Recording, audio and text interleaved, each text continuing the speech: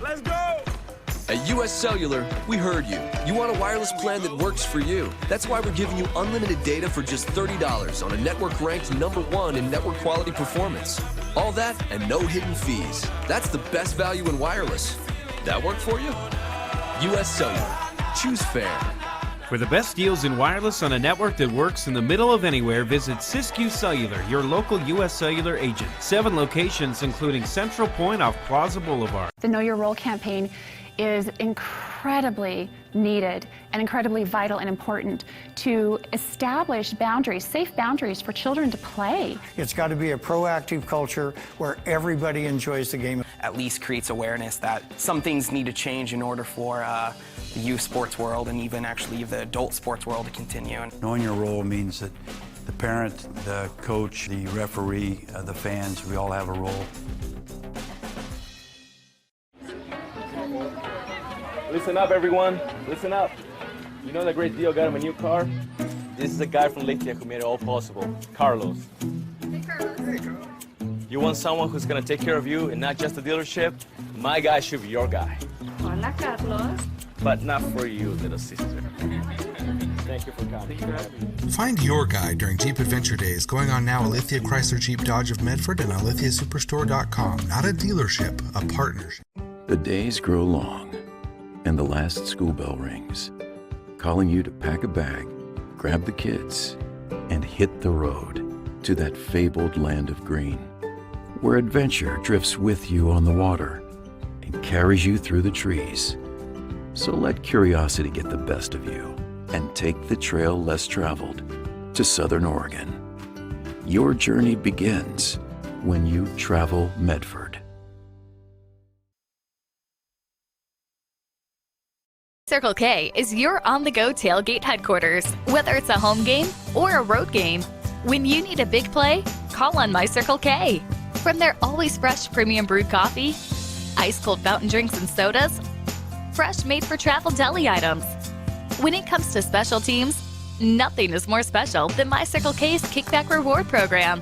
Rewards every purchase, every time. Find them, follow them, throw a tailgate party with them. MyCircleK.com.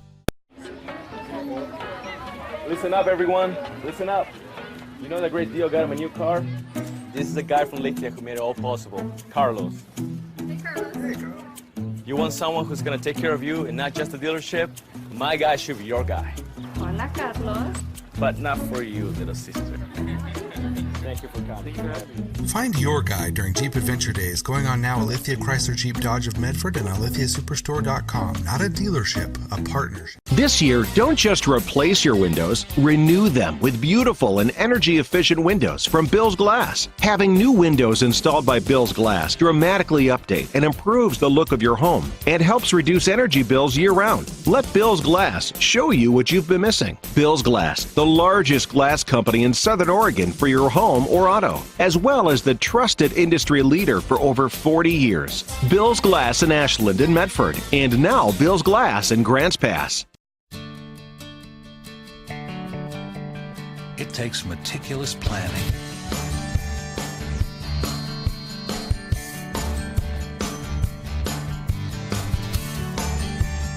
continuous monitoring, and forward thinking to deliver the perfect 3-egg omelet.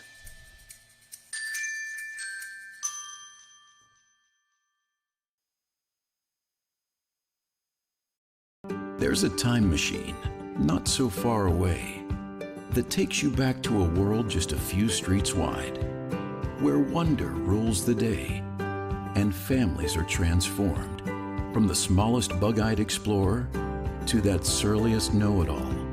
So dive into the past and let them see the world through a simpler lens called Southern Oregon. Their adventure begins when you travel Medford. The Know Your Role campaign is incredibly needed and incredibly vital and important to establish boundaries, safe boundaries for children to play. It's got to be a proactive culture where everybody enjoys the game. At least creates awareness that some things need to change in order for the youth sports world and even actually the adult sports world to continue. Knowing your role means that The parent, the coach, the referee, the fans, we all have a role.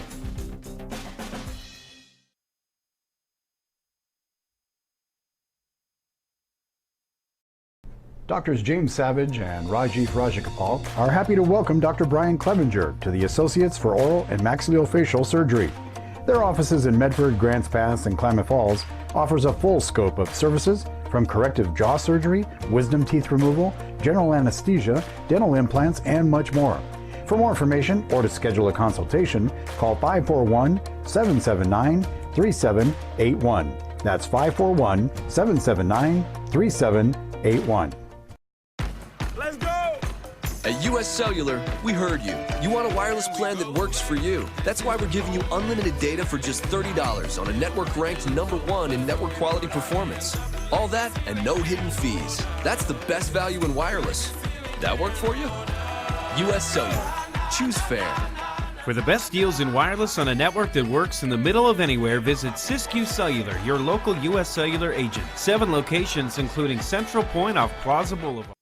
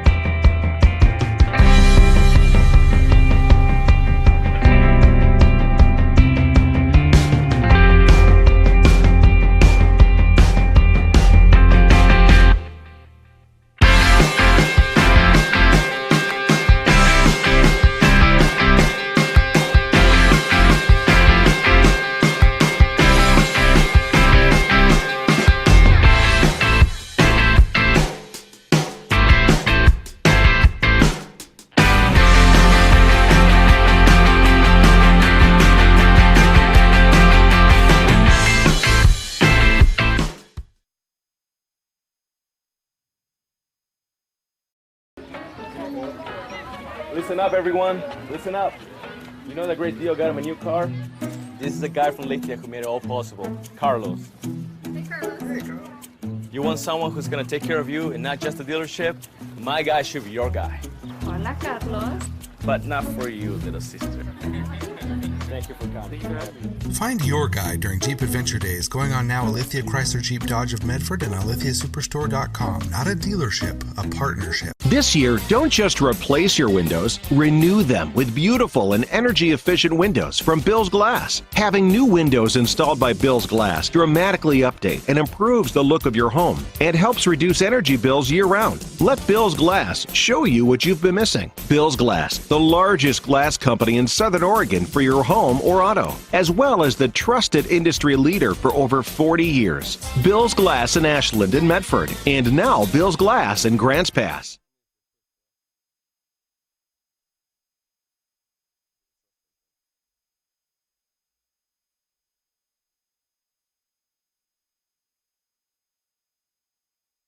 Circle K is your on-the-go tailgate headquarters. Whether it's a home game or a road game, when you need a big play, call on My Circle K.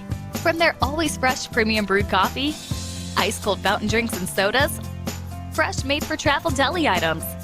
When it comes to special teams, nothing is more special than My Circle K's Kickback Reward program. Rewards every purchase, every time. Find them, follow them, throw a tailgate party with them. MyCircleK.com. It takes meticulous planning,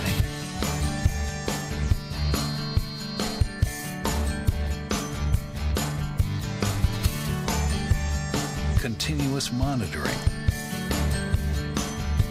and forward thinking to deliver the perfect 3-egg omelet.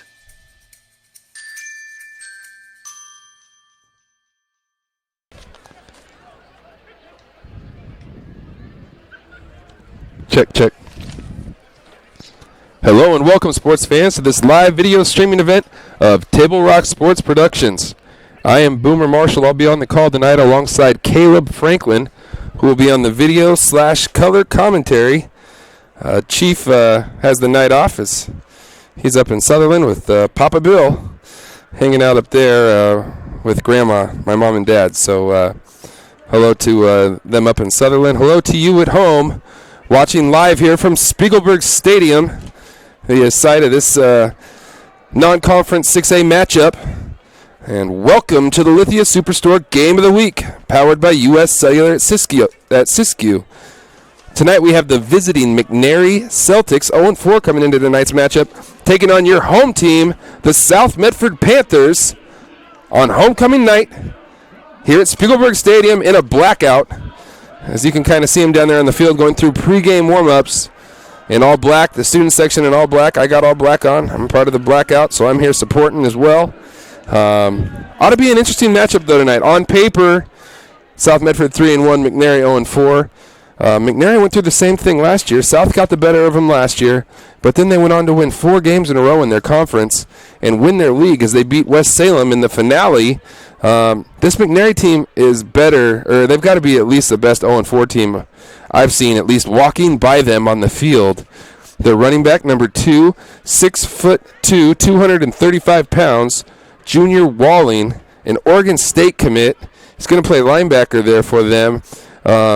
But he's also for McNary tonight, and at Spiegelberg Stadium live, he's going to be playing running back, toting the rock for McNary, and that's what they want to do. They're big up front. They've got a big offensive line. They want to run the football. The last time down to Spiegelberg Stadium when they played North Medford in the first game, Walling didn't play. So look for that to maybe make a difference here tonight.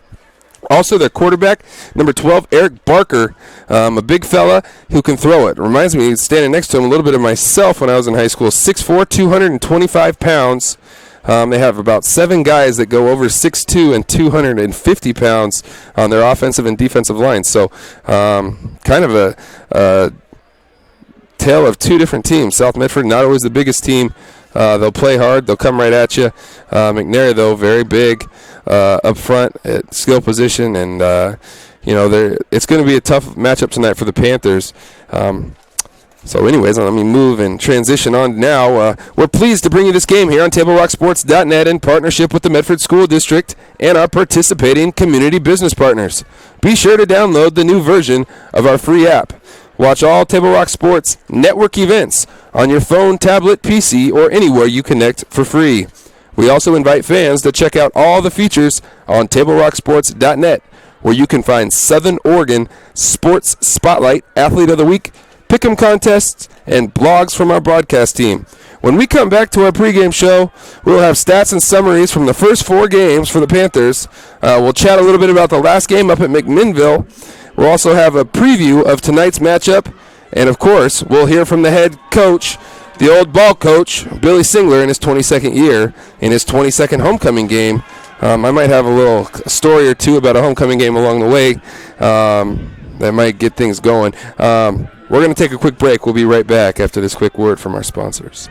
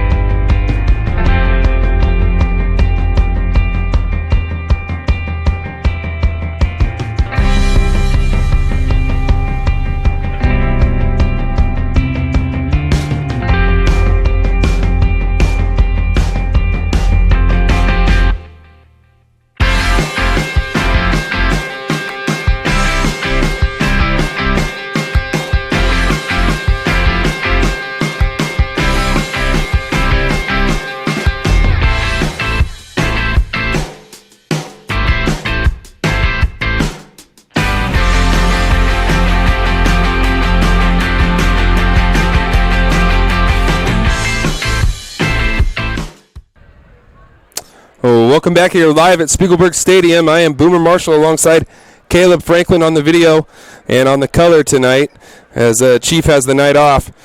Just wanted to touch on last week's game a little bit. The Panthers went up to McMinnville, which is kind of out in the middle of nowhere if you've never been there before. The Panthers went up there, and after coming off a loss, their first loss against a tough Liberty team here at home, went up there, got the win 21-7. They led 21-0 in the third quarter. Torrin Tuttle responsible for all 3 touchdowns, 2 through the air, 1 on the ground. Did an outstanding job, and in that article today in the Mail Tribune, it said Torrin Tuttle responsible for all but 2 touchdowns thus far through 4 games here for the Panthers. So what a job he's done in transferring to this program, and we're going to touch on Torrin and kind of his story a little more at halftime, and we're going to have a tribute. I call it a tribute to his younger brother, who he passed away September 21st. And it's going to be tough for me to talk about throughout the night without getting emotional. It came out in the Mail Tribune today, and Torrin's younger brother, the day after that loss to Liberty, lost his battle, and so we're going to have some pictures for you. I'll look into what he went through, and what I'm saying they know him. You know him. If you read the Mail Tribune article today, everybody knows him as Dude. So Torrin's little brother, who went by the first name Dude, his actual first name was Dominic, but his dad Aaron, God bless them, by the way, talked to me. He said we only called him Dominic when he was in trouble, and I said I can relate to that, because if everything was going good, I was Boomer. If if it wasn't going well, I was Seth. So it's just too bad, and but just what a great job Tuttle's done in the midst of all that. And I had no idea till today that his little brother had passed away, and the way that he's been playing throughout this season. It's remarkable, really. He's completing the ball at about 64% right now. He's been so efficient. 12 touchdown passes, only 2 interceptions. He's thrown for about 1,000 yards, 957 yards. And he's third on the team in rushing with 133 yards, averaging 5.3 yards a carry and 3 rushing touchdowns. So he's really done it all. I don't know where this Panther team would be without him. All of this in the middle of transferring over his senior year. Now, understand this. Bill Singler's never had a senior transfer quarterback in his 22 years here at South. Okay? And so what I'm trying to make you guys understand is this is not the easiest system in the world to learn. I played for Bill for 4 years. I coached under Bill for 11 years. What Torrin Tuttle has done is remarkable in the strides he's made in this offense, the way he's been efficient, the way he's taken care of the ball, and in the ability to make plays when the play breaks down has been absolutely outstanding. I'm going to go ahead and bring Caleb Franklin in now, or not. You want to come in? Any headsets left up here at all? No. No. Sorry about that, folks. I had somebody coming up here and asking me if there's any headsets left up here. But Caleb, I'm going to go ahead and bring you in now. And I guess what I would ask you is just talk about Torrin Tuttle and being a former receiver in this program. How tough would it be to come in and to learn the system, not only to learn it, but then to go be efficient the way he has been in the system within his first 4 games as a quarterback? It would be really tough because there's not like a lot of plays, but I mean the plays that he does run, there's a lot of things that go into it. So the way he's been able to be so efficient, it's been pretty amazing to me. He's been able to stay calm and cool under pressure and make plays when a play looks broken. So it's been amazing to watch, especially with the way he transferred from 3A to a 6A. It's a good jump. Yeah, and it just looks like his game has just continued to rise, and all this in the midst of something so tragic that I can't even hardly talk about without losing it. His little brother passing, the dude who's 13 and died from complications from congenital heart disease and failure, and had a heart transplant, and his brain kind of function wasn't working, and he passes away on a Saturday morning in Palo Alto, and Torrin just goes down there. He misses a Sunday meeting, but he's right back to work. And last week he just goes up to McMinnville, throws for 2 more touchdowns, runs for another one, and literally you would never know. And I think you really have to tip your hat to Torrin and to his parents, for just doing an amazing job raising the kid. I mean, this has got to be some of the toughest adversity he's ever going to face in his life, and to come out and perform like he has under the pressure of coming to a 6A school, the pressure of moving your family from Grants Pass to Medford, and then have your brother be fighting for his life during the football season, and then to come out and perform the way he has is absolutely outstanding. And Caleb, I want to send it to you.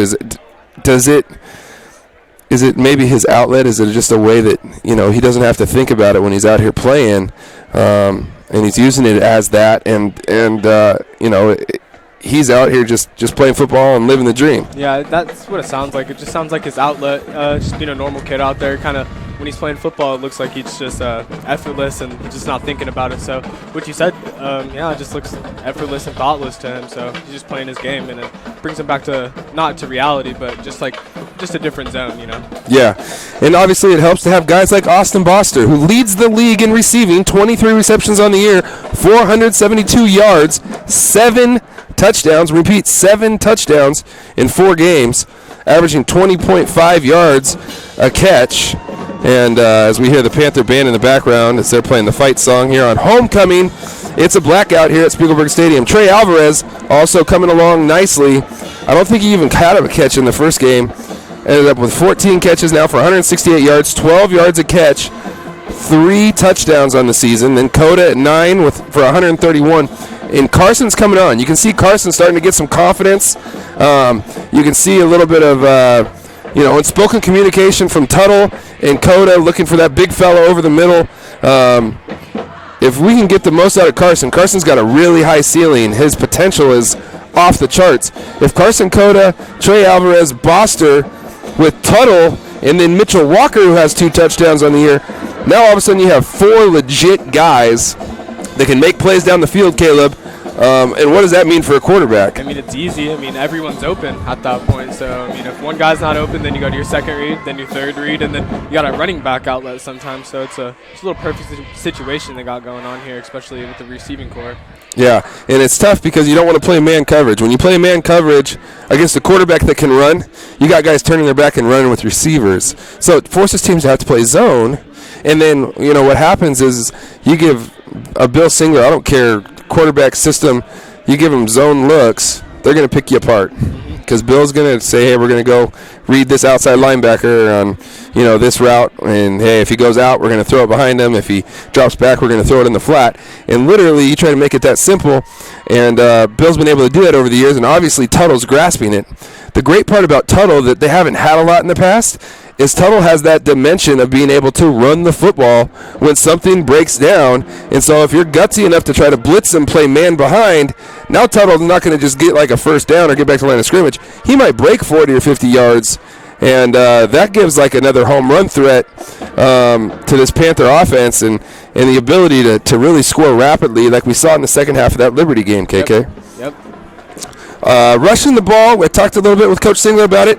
Not as the strongest point of this team. Isaac Dillon's out tonight. Jamal Parnell out tonight. So there's going to be a new guy, Bryson Gutchess, a youngster, a sophomore, going to get an opportunity tonight. Coach Singler's going to talk a little bit about that in Coach's Corner. So we'll see how that goes. And then also the emergence of Zach Miller, who's leading the team in rushing. 157 yards, kind of a slashing style runner. He's got a lot of speed.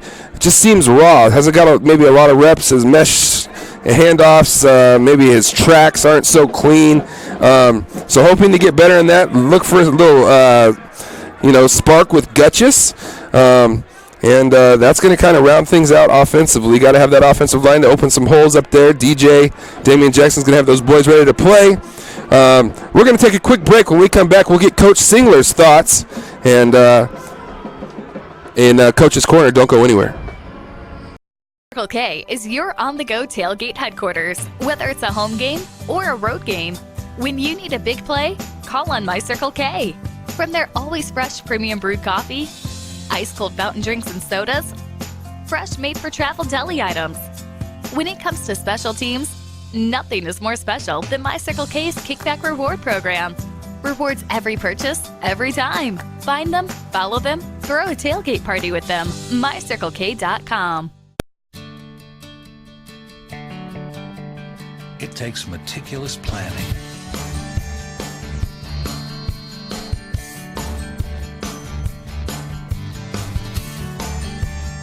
continuous monitoring, and forward thinking to deliver the perfect 3-egg omelet.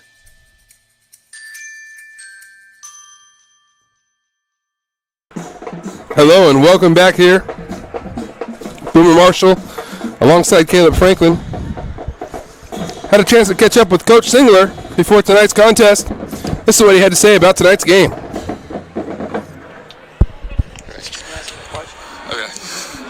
Here with head coach Bill Singler, Coach's Corner. Coach, 3-1, good win on the road last week at McMinnville. Put yourself in a good position now moving forward. Homecoming tonight. Talk a little bit about what the homecoming game means. Well, there's a lot of distraction. It's a great week for the kids and the school, and we kind of embrace it. We let the kids, we have a lot of kids involved in leadership or, with the dance-off or, coaching the powder puff game with the girls playing, so we encourage that stuff. And, because the kids need to, they need to kind of, do what the other kids are doing in school. And I think it's probably been a fun week with them. And so they had today was the homecoming assembly. One of our players was named homecoming king, Jamal Parnell, which is awesome. And and now it's the football game. So hopefully these guys, can refocus themselves and go out and play a good game tonight. Talk to me a little bit about your opponent at McNary. What should we expect out of them tonight? Well, they're a lot bigger than we are. If you look at their linemen, they've got 6 or 7 kids that are 250 or better, and I think we have 2. And they're a good-sized team. They like to run the ball. They have a kid. Their tailback's 6'2", 235 that committed to Oregon State as a linebacker, and their quarterback's a good-sized kid that can run the ball as well. So they're going to physically try to keep the ball away from us and run the ball first and play action second.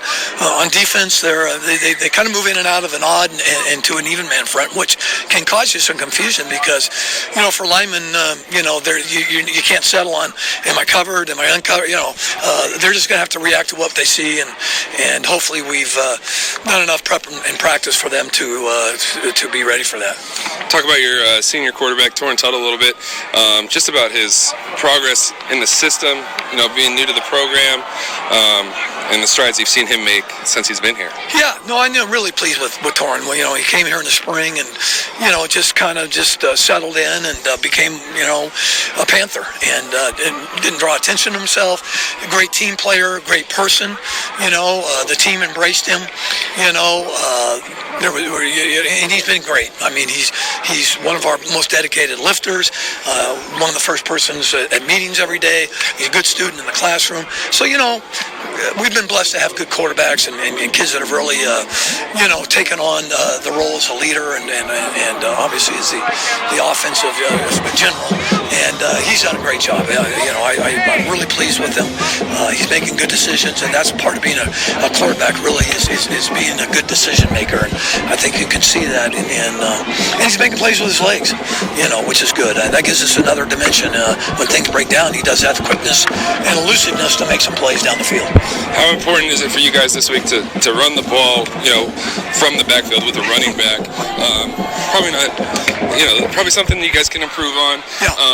Kind of been running back by committee, still trying to find your way. Talk to me a little bit about the running game, what you guys are trying to do. Well, we're trying to find ourselves with the running game, really. But we have some guys banged up. Jamal Parnell's not going to play tonight. Isaac Dillon's not going to play tonight. We all know that Mason DeVries is his status with his knee. So we have 3 seniors really that are out. So we'll just next man up. A time for Zach Miller, and we'll get to see a kind of a quick, elusive kid move up from the JV ranks, Bryson Gutches, and I'm kind of excited to see what he does. He brings some quickness to the backfield. So yeah, we're not real deep right now. Where we were deep, we're not. And so last week we had to lean on the pass a little bit when those guys got nicked up, and we'll see if that's the case tonight. I don't know, but we're not completely healthy out of the backfield. Right. Well, hey, good luck tonight, Coach. Okay, thanks, Boo. All right. That was head coach Bill Singler on Coach's Corner. Coach's Corner is brought to you by Bill's Glass. Proud to be a sponsor of high school athletics, Bill's Glass has been an industry leader and clear choice in Southern Oregon for almost 50 years. Locally owned, family run, Bills Glass in Ashland, Medford, and now GP. When we come back, a little preview of tonight's matchup. Don't go anywhere.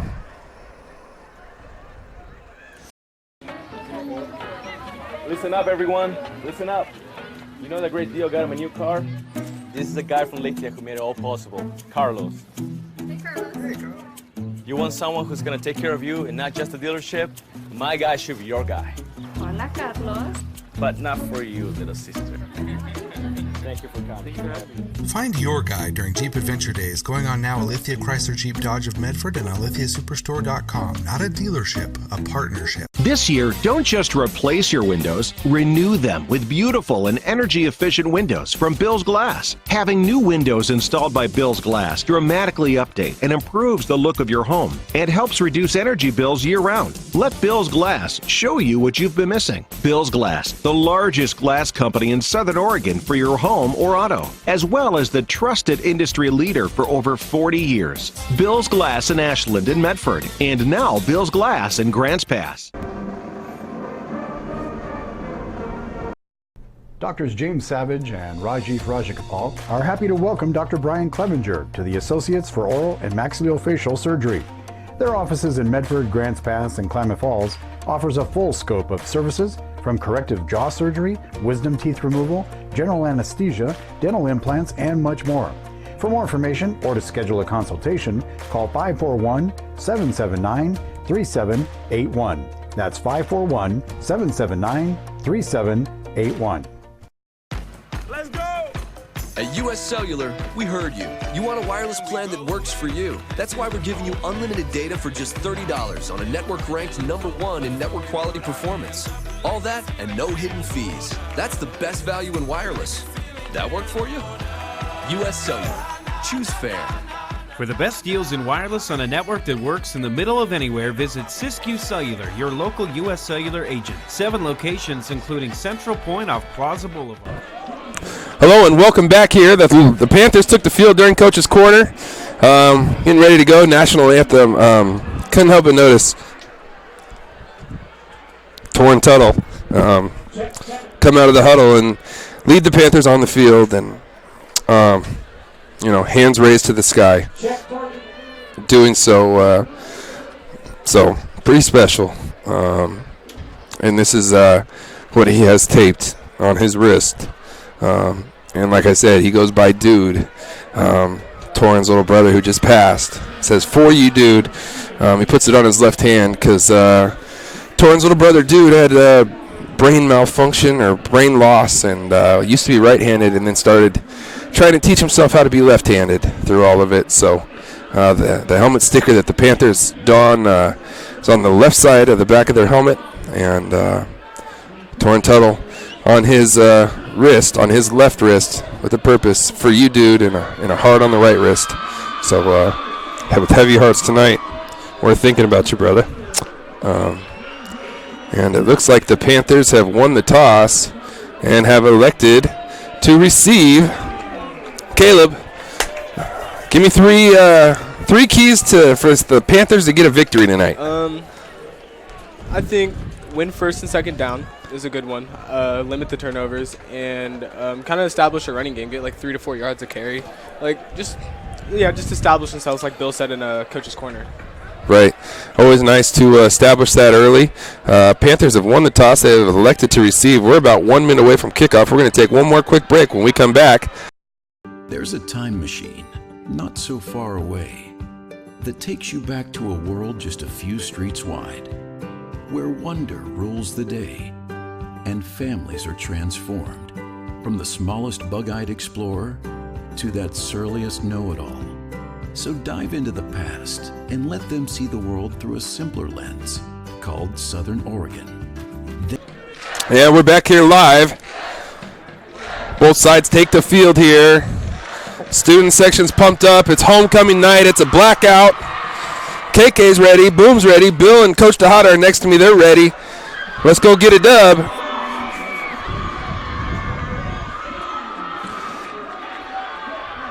I love getting the ball first, man. You get to go down and get a score right away, play with the lead, right, KK? Yep. That's how we did it. Always done it. Yep.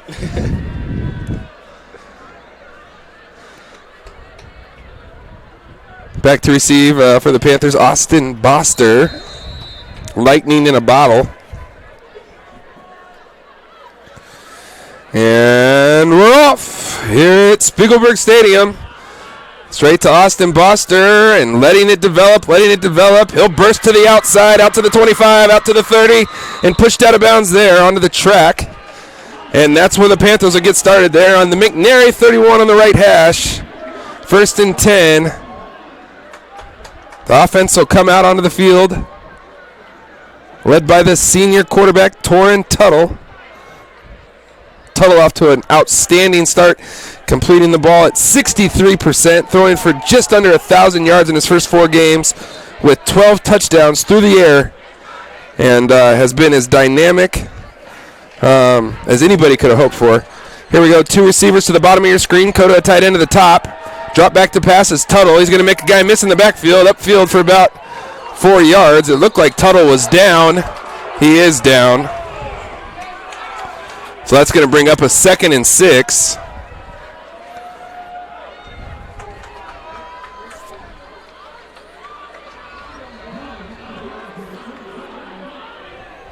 So, yes, he was down. Big sigh of relief right there. Yeah, because you never know. There's no replay at the high school level, so, if they let that go, it would have not been good for the Panthers here. 2 receivers at the top of the tight end.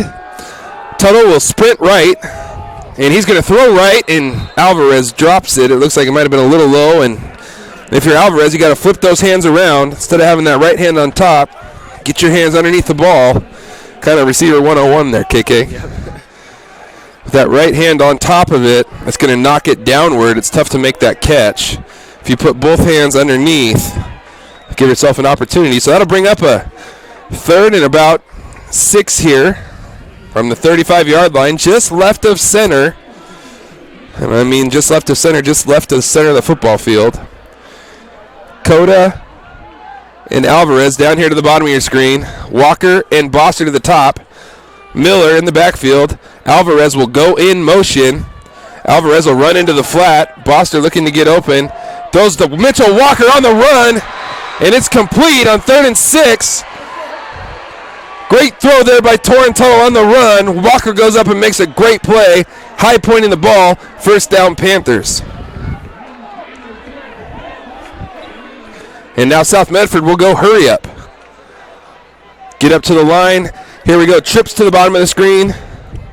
Alvarez, Coda, Walker. Boster at the top. Back to pass is Tuttle. He's going to take a shot. Boster's out there and drops it. That's a rare sight right there. He had him beat by 2 or 3 yards. And it looked like maybe Boster, if he would have just stopped, maybe the throw was a little bit behind him, but that's one that he usually comes down with. Okay. Kind of looked like he twisted his body a little bit in the midair, so could have caused some distraction to the whole sequence of the catch there. 2nd and 10 here in McNary territory at the 48-yard line. Trips receivers here to the bottom. Boster at the top. Miller in at running back. Here's a screen. Ooh. Junior Walling picks it off, the Oregon State commit, and he is at the 15, the 10. He dives for the end zone, and he's going to be tackled at the 2-yard line. Walling was spying there and made a great play. And McNary has the ball at the 2-yard line. So in 2 plays, KK, Boster goes from dropping what looks like is going to be a touchdown and then get a pick on the other end for McNary, and now they're 1st and goal at the 2. Yeah, it's tough. It's an unfortunate sequence of events right there. Like you said, walk-in touchdown looks like, and then next play, turn around, throw a pick right off the screen pass there. So that's where McNary will get started here. 1st and goal at the 2-yard line.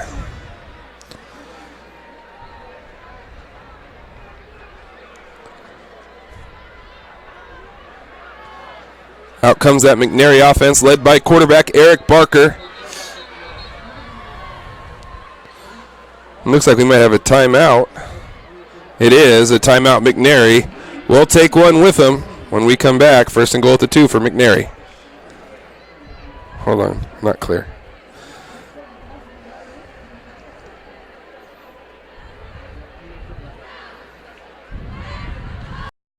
In 1991, Medford area residents have looked to Eye Care Associates of Southern Oregon for vision care for the whole family. Specializing in optometry for adults and children, ECA uses state-of-the-art diagnostic tools to scan for health risks and get your prescription just right. Get your students a comprehensive vision check to ensure they have their best chance to learn and succeed.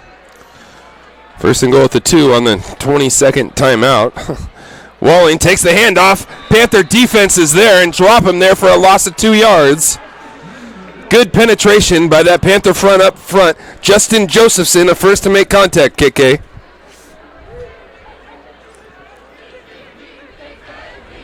That'll bring up second and goal from the 4.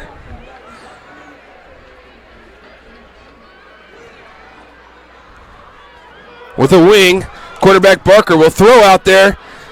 Rajon misses the tackle. Touchdown, McNary.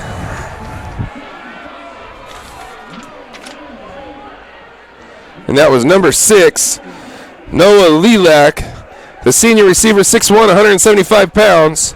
And McNary gets on the board here with a touchdown. Oops, that's not our touchdown, that's theirs.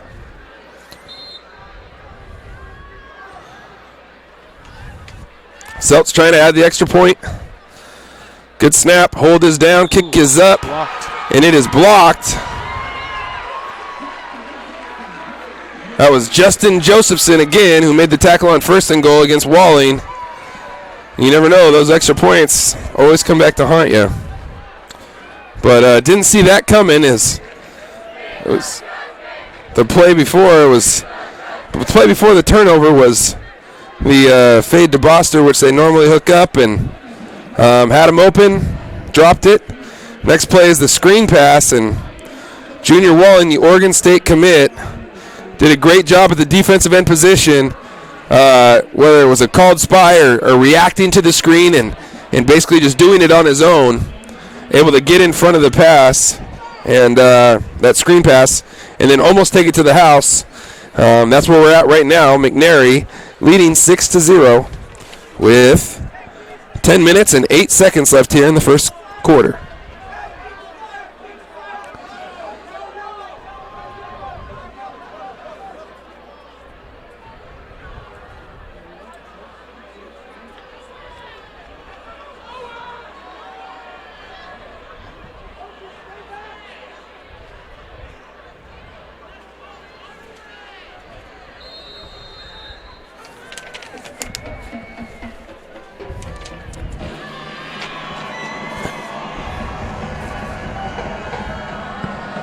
Back to kick for McNary. Haley Hughes. Or excuse me, Junior Nunez. Is that 15 or 16? Mitchell Walker will take the kickoff there. He's going to go out wide at the 15. He's still going wide, and out of bounds at the 17. A long way to run to pick up a couple of yards there, KK. Yeah. He's cut up field a little bit sooner there. Didn't even get, it looks like he barely got to the 20-yard line there, so.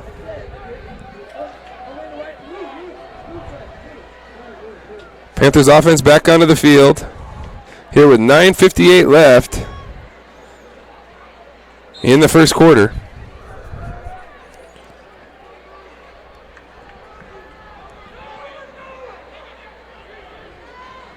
Tight end Alvarez and Walker down to the bottom of your screen. There's penetration by that defensive front, and the Panthers are going to be stopped there for a loss of about 1.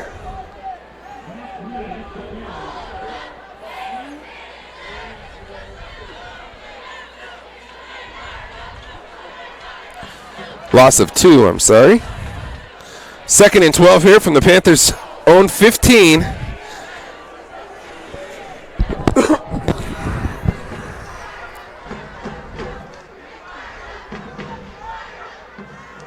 Tuttle back to pass. That's spied on the end, and that pass is intended for Alvarez and will go incomplete. And that's going to bring up a 3rd down and 12 here for the Panthers.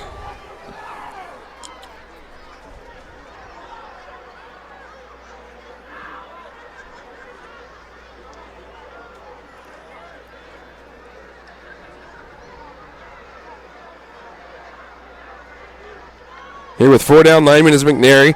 Tuttle back to pass. Looking for Coda on the crossing route. He's got him. He stretches. It's close. I think he's got enough for the first based on the starting spot, and that's marked at the 28. That's going to be enough. Huge conversion there on 3rd and 12. And the Panthers get that first down. Now a chance to get some rhythm going. Great job by Tuttle there, stepping up in the pocket. Like we talked about in the pregame, Caleb, Coda is such a big target. If he just gets a little bit of room, you fit it in there to him, he can use his body. Here's a little I formation. Connor Joe misses the block, and McNary says, no, sir. And that'll bring up a 2nd and 11. Junior Walling there again.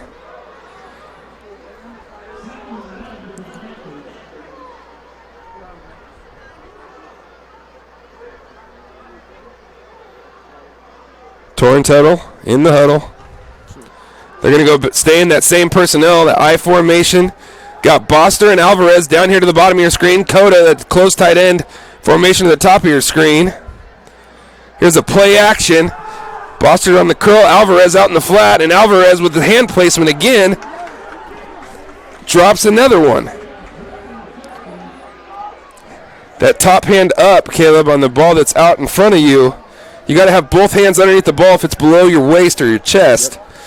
And, that's something that Coach Singler and his staff reps all the time. Hand placement. That's going to bring up a 3rd and about 11.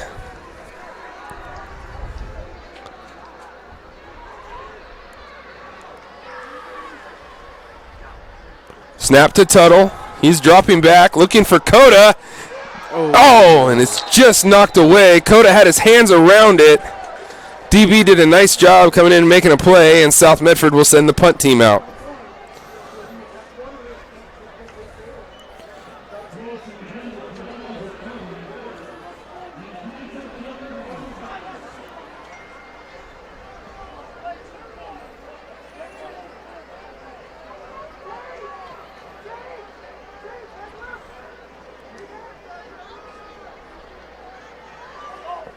Miller on to punt for the Panthers. It's a good snap.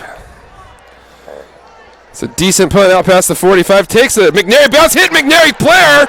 Hit him in the helmet. Panthers recover. Wow. The old Peter. And you saw that McNary player let it go over his head. And then the ball ultimately bounced and take what looked like a McNary bounce, but ended up being a South Medford bounce, because it bounces back and strikes that player in the back of the head, which is why if you're going to let it hit the ground, Caleb, get away. Peter, scatter. I don't care whose name you call. Just get away from it if you see it on the ground, right?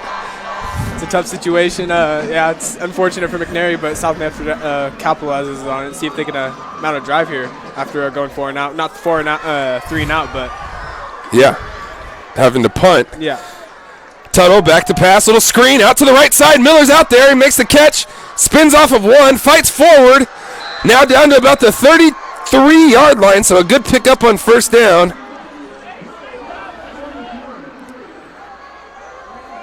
That'll bring up 2nd and 3.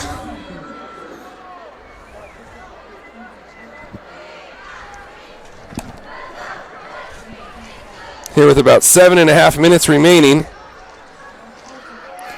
Here's an I formation. Connor Joe at fullback. Coda to the top of your screen is a tight end. Miller in the backfield. Little power downhill, and it looked like Miller didn't run behind his blocking. Is the blocker, the pulling guard, and that fullback were looking to maybe get him out a little bit wider.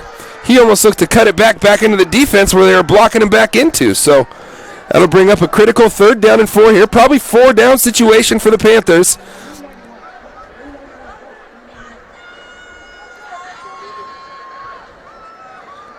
So Mitchell Walker will check back into the ball game for Connor Joe.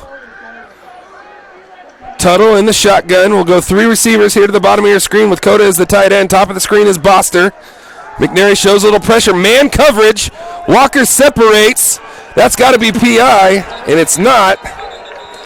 But it looked like there was a flag for maybe a defensive hold. There was definitely contact on that release. And this McNary team is making no bones about it. They're getting up in their challenge saying, we're going to play man coverage on you. Come and get it. And it's on the Panthers receivers now to get separation. And on Tuttle to get the ball out on time and accurately. When you play man coverage, it speeds everything up. And there you go, holding on the defense, which is going to get the Panthers to move the sticks here and be down to about the 24-yard line.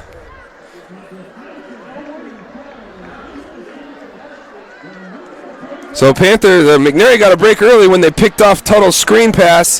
Then McNary capitalized on that one with a touchdown. Panthers get a break on a punt that hits off of a McNary player off the bounce. Panthers recover. Can they capitalize on McNary's mistake now and kind of tie things up here, or maybe even take the lead? 1st and 10 at the 24-yard line. 6 minutes and 37 seconds left. Man coverage.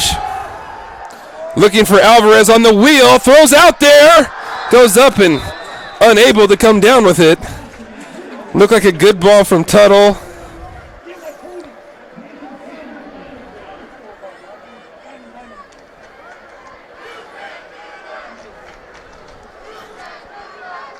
So 2nd and 10 here. Walker checks into the game for Connor Joe. McNary's out there just playing straight man coverage, not man free. This straight 0 with not a lot of pressure either. So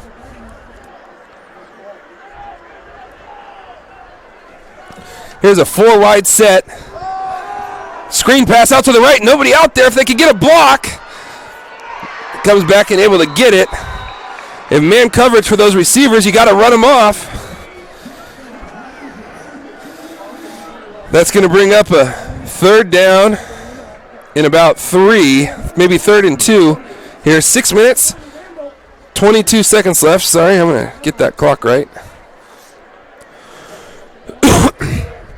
So 3rd and 2 at the got to get to the 14. They're at the 16 right now.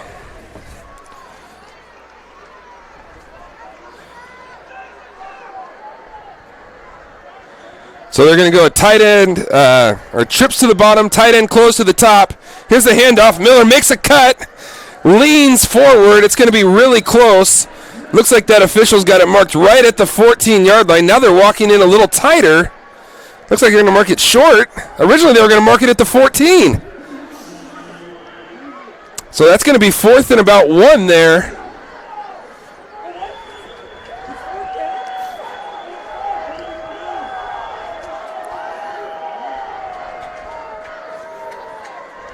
So 4th and 1 here, key situation. Looks like McNary's bringing pressure. Double A gap blitz. There it is, untouched. Miller with a great effort, but not going to get there. And McNary will take over on downs there.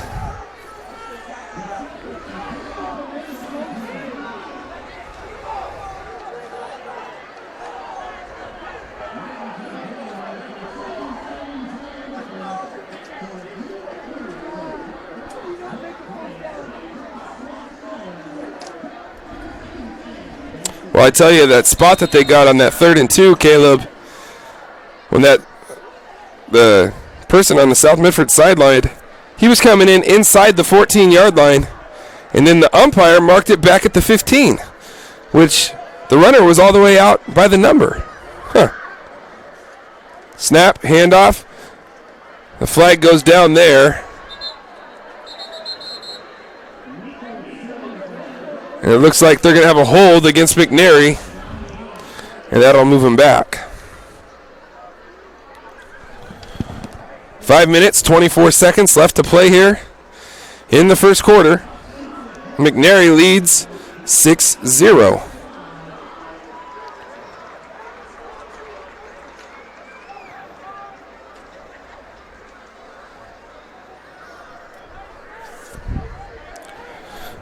So that penalty will make it about first and about 18, or first and 19, as it is a half the distance maybe to the goal penalty.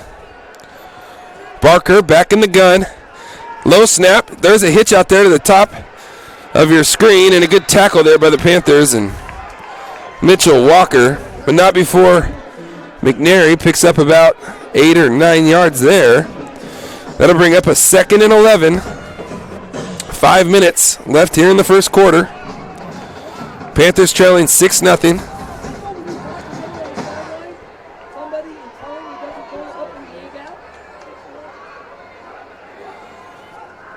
Snap to Barker.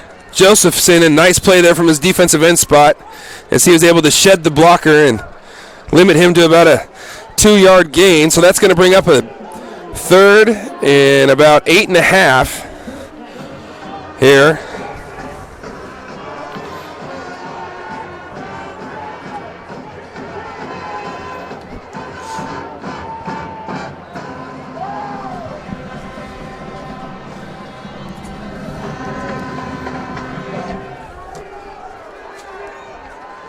Barker in the pistol now. Offset pistol. 2-back situation here for McNary. Josephson with pressure. They're going to flush him to his right. There's somebody back behind the defense, and he tries to throw it away late.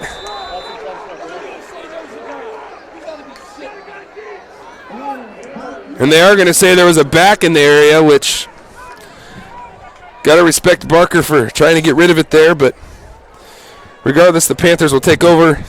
Well, at least they'll make McNary come out to punt the ball away.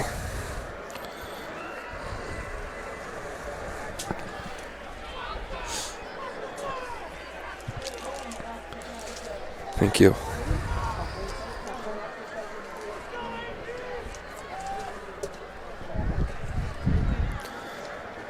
Josephson giving rush. That's a great punt by McNary. Drives Boster back to the 35.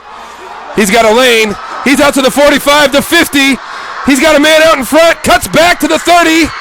And down there at about the 28-yard line, but there is a flag down all the way back where he received the punt.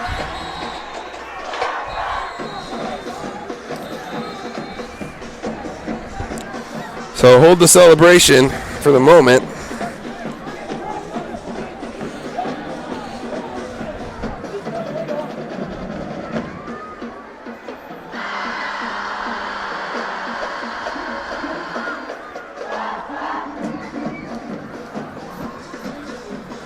We get a legal block in the back. Yep, a legal block in the back on the return team. So that's going to push South Medford back to about the 28-yard line, and that's where the Panthers will get started.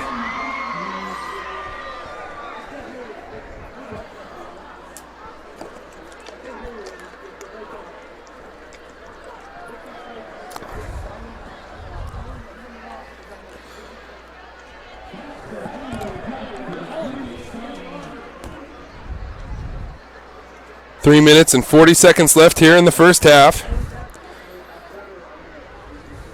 South Medford's had a couple opportunities offensively. Really what's going on right now for me is McNary's just up challenging them and saying, hey, you can't beat us one-on-one. There's a handoff to Miller. Miller tries to make a guy miss. Maybe gets about 2 or 3. That'll bring up a 2nd and about 7.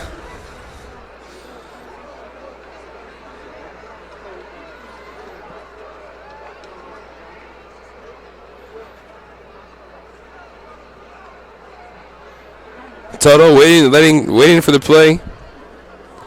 Now it comes in. They break the huddle.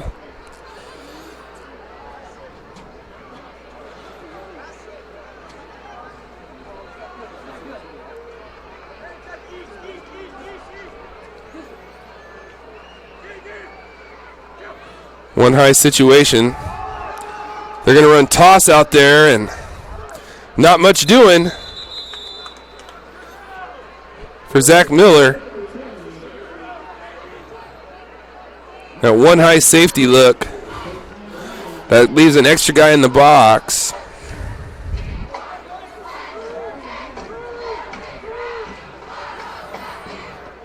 That's going to bring up a third and about 6.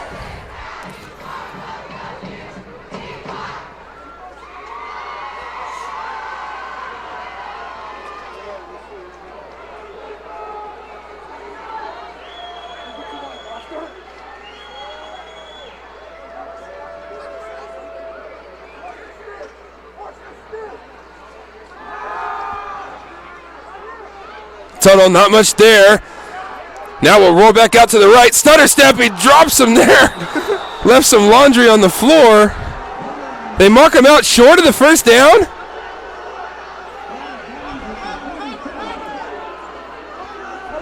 Wow.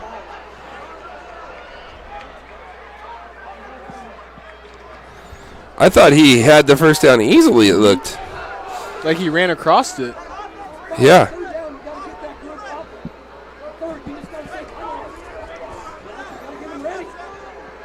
So that's going to bring up a 4th down and a punt situation here for the Panthers.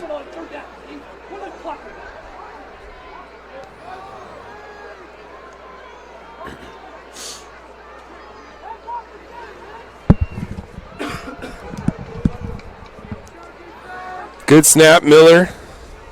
Gets it off, kind of a line drive punt. Kind of takes a hop straight up there. And you hear that coaching staff from McNary is ball kind of bounced close to a McNary player again, but McNary will take over there. Leading 6-0 here in the first quarter.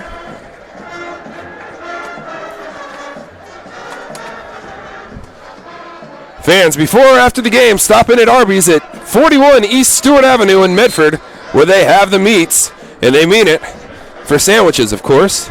Arby's at Stewart and Riverside, before or after the game. Arby's, we have the meats. Pistol, little offset formation here for McNary. 2 receivers to the top of the field. There's a little fake handoff. Quarterback's going to keep it on the outside. Panthers aren't fooled. James Dwayne is there. The senior outside linebacker did not get fooled. Did what he was supposed to do, kept his responsibility, kept his leverage, came up with the tackle for a loss of about 1. So that'll bring up a 2nd and 11. McNary will hurry up to the line, and right guard's going to jump there for the Celts, and that's going to push McNary now back off schedule at 2nd and 16. Caleb, so far it hasn't been a very, how would I put it? A very clean game. No. On the offensive side, it's like especially defensively, I mean, teams are playing hard, challenging each other. Right. So, yeah, like you said, it hasn't been very clean. Sometimes in the homecoming game, there's a lot of distractions, and that can play on that.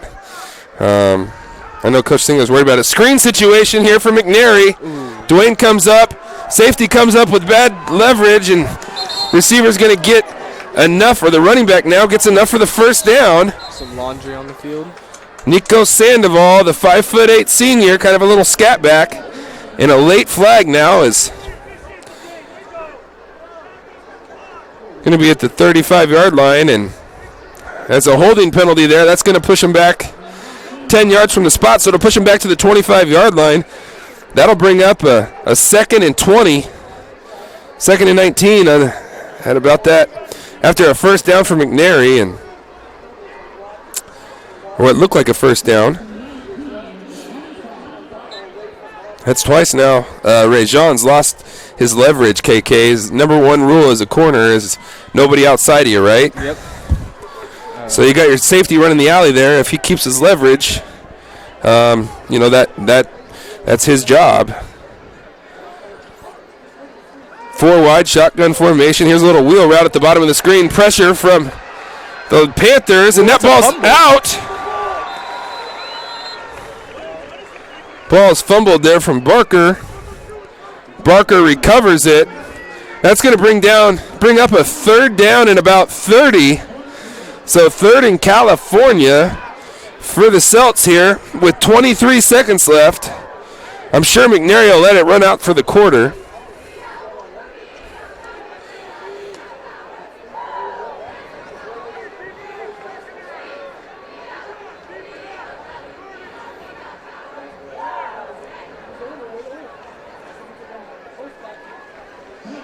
So at the end of one quarter, McNary will take a 6-0 lead.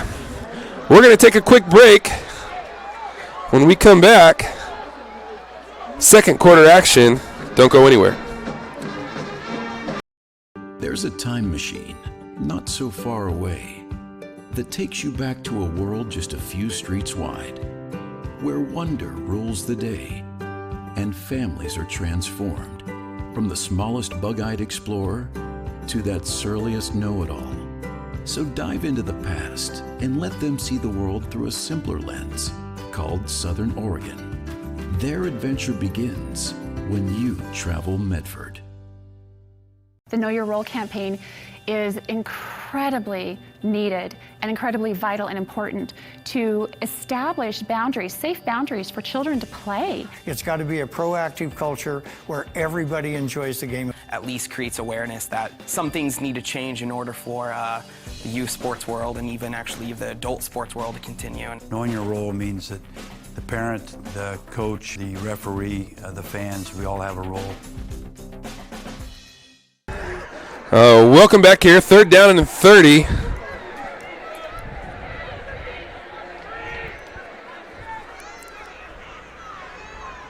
Barker back to pass. Well, out route too high. That'll bring up 4th and 30. So good job there by the Panther D. Boster back to return for South Medford. So far, been a good punter for McNary. Kind of punts almost in a good way for the Panthers. He punted a little bit too far. Give Boster some more space to maneuver, and he's dangerous in space. I would just kick this out of bounds, honestly. Yeah. This one has a little bit more hang time, a little shorter. Boster's going to let it bounce. Boster's going to take it on a bounce. He's at the 40. He makes a move to the 30, 25. Trying to stay up, and is put down there at the 22-yard line. Austin Boster, crafty. Let it bounce, let it bounce, let it bounce, and then boom, explode. Got the Panthers knocking on the door of the red zone here to start the second quarter. Let's take a look at that replay.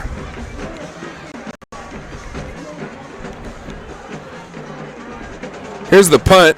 Boster lets it bounce once at the 45, bounce at the 50, then he picks it up, and you can see that acceleration from Austin Boster down that far sideline to about the 22-yard line.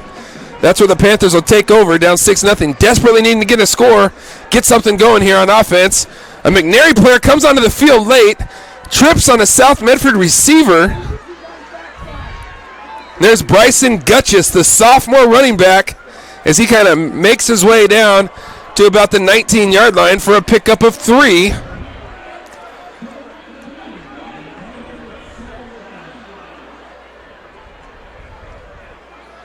So Gutchess getting his first action here with the number 1s. He looked pretty good on that first run, just kind of a natural little motion there. Not a big guy. Snap back. Gutchess sees the cutback, breaks a tackle inside the 15, tries to run a man over.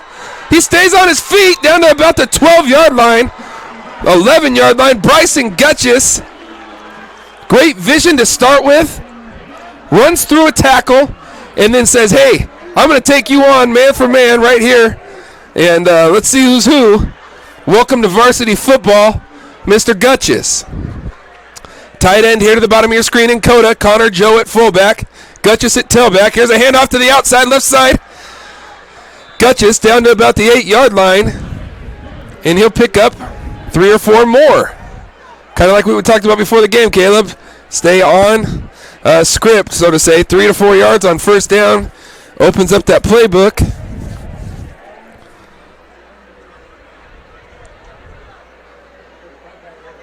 So second and about 6 from the 8-yard line.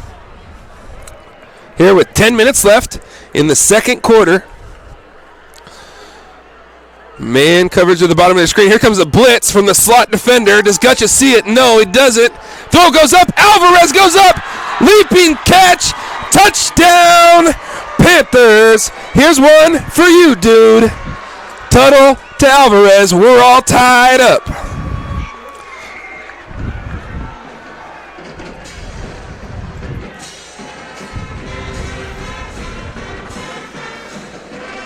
That blitz, you can see that blitz coming from that slot defender. And great job by Tuttle to be able to recognize that. That safety came over, tried to replace and cover for him. But Tuttle had his eyes in the right place, knew he had room, and able to get it to Trey Alvarez. Kick is up, and it is good. Panthers take a 7-6 lead. Let's take a look at that replay.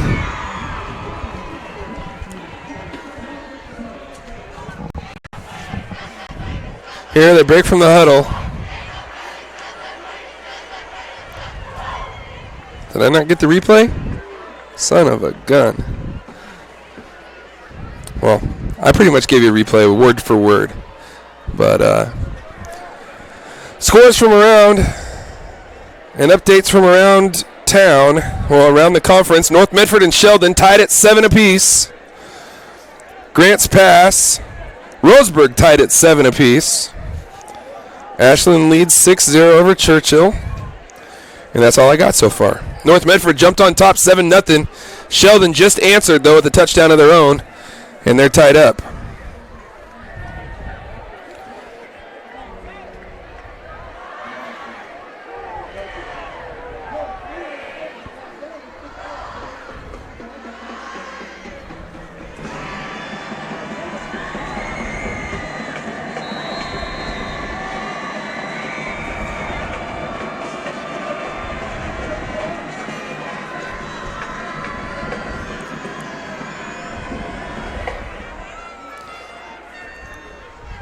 Kickoff bounces around.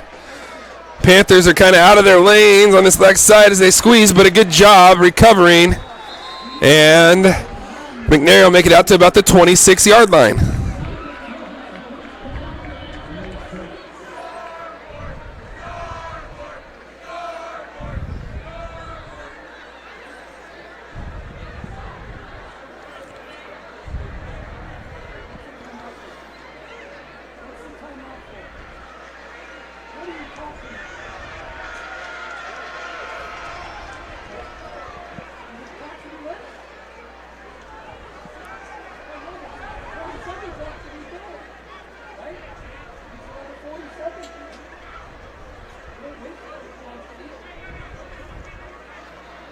Man, when are they going to blow this in? It's been about 2 minutes since the last play.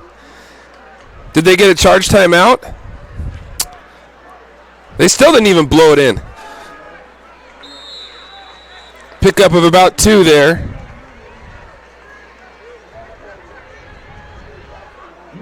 That'll bring up a second and about 8.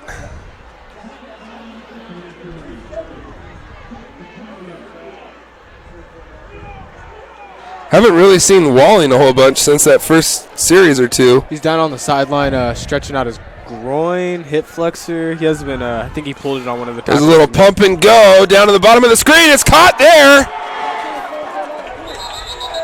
Walker tries to take it away.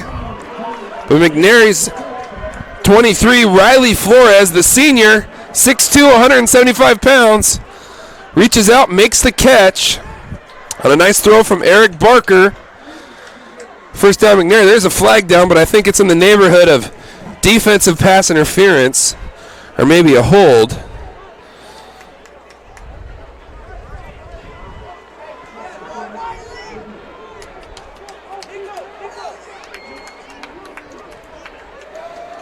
So first down, Celts at the Panther 28.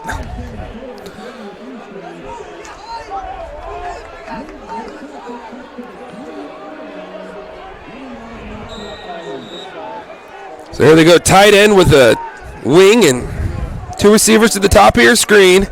Pistol formation out of the gun, handoff there. Panthers were there. Josephson missed the tackle. Now the cavalry's coming. James Dwayne able to make the tackle for a loss of 1. That'll bring up a 2nd and 11. Here with 8 minutes, 48 seconds left in the second quarter. North Medford just scored to go up 13-7. over the Irish. Missed the extra point, though. Pistol formation, 2x2. Good job by the corner out there, Rajon, as he saw that hitch came up, read it, and the throw was low from Barker. So that'll bring up a 3rd down and 11 situation, 3rd down and 12, let's call it. From the 30-yard line, got to get just about to the 18.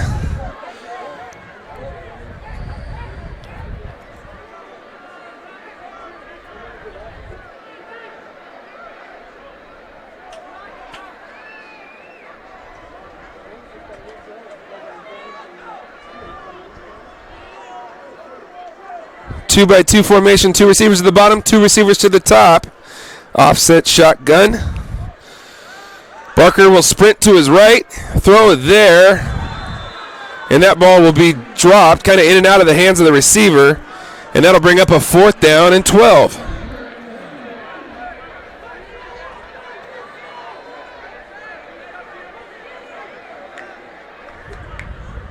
See what McNary does here. It's probably too long to kick a field goal, but if you punt it into the end zone, you only gain about 10 yards, so see if they try to take a shot here or try to play field position. Looks like they're struggling to get a play in here. The time's got to be ticking down. Looks like they're going to run a play here. Motion to the left. Barker drops back. Here comes Josephson, and he's going to have the sack. What? Is he not down? That's going to be complete, but it's going to be short of a 1st down. Justin Josephson with the pressure around the right end. Looked like Barker threw that one from his backside. Like you said, it looked like he was down. Yeah. It's weird.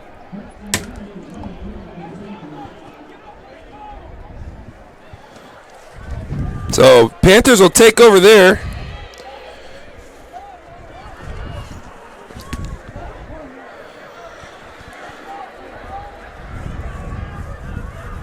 Tuttle under center. Coda tight end to the left. Alvarez to the top. Here's a toss outside. Bryson Gutches with a burst of speed out past the 30-yard line. 1st down, Panthers. Well, maybe not. 2nd and 1, sorry. What a nice change of pace Bryson Gutches has been. You know, went from going to getting like maybe a couple yards of carry to now 4 or 5 yards of carry, like the main points I was saying in the beginning of the game.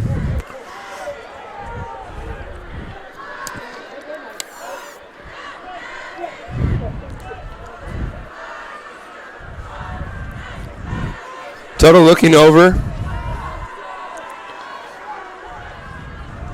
Handoff, Gutches, big hole. Out to the 40, the 45, cuts inside, trying to fight back outside. Bryson Gutches, a shot in the arm for this Panther offense. 1st down, South Medford to the 44.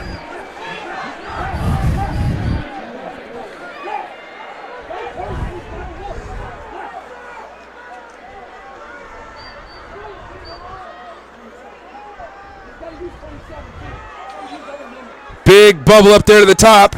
Looks like the Panthers have him out leveraged to the top of your screen. There's another hole there if he can get there. And tackled by one arm, 55. A great play there.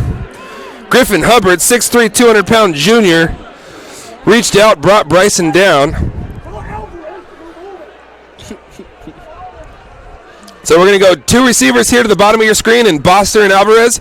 Coda in a tight and closed formation there at the top. Carson Joe at fullback. We're going sophomore, fullback, tailback.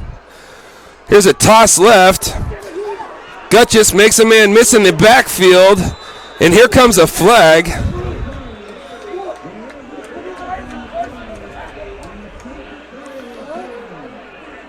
Looked like we might have had a face mask there, but did we get a face mask or is it a hold? Hold. Nope, it's a hold. So they're going to move it back. That'll bring up a 2nd and about 21.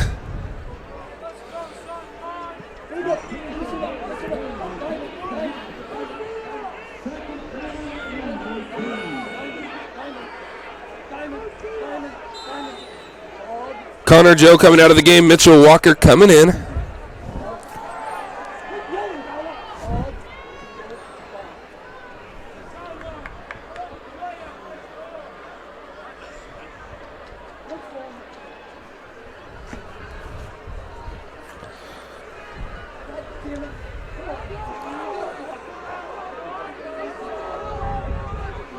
Second and 21. Back to pass is Tuttle. He's going to let it go. Safety running over the top. Just out of the outstretched hands of Alvarez. Pressure from that right side was just in, kind of made Tuttle throw it off his back foot in a little early. So now 3rd down and 21 here for the Panthers.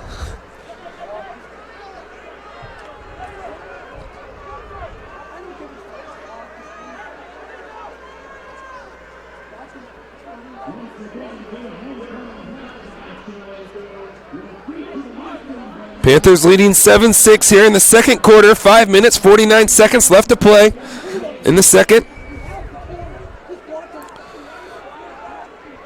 One high safety look here. Screen out to the left. Make a man miss. He got a chance. Buster does that at the 35-30. Can he outrun him? He can. 20, 15, 10, 5. Touchdown, Austin Buster.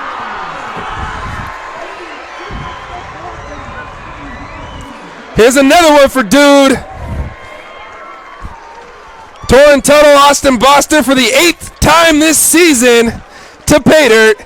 And the Panthers have a 13-6 lead. Here about halfway through the second quarter.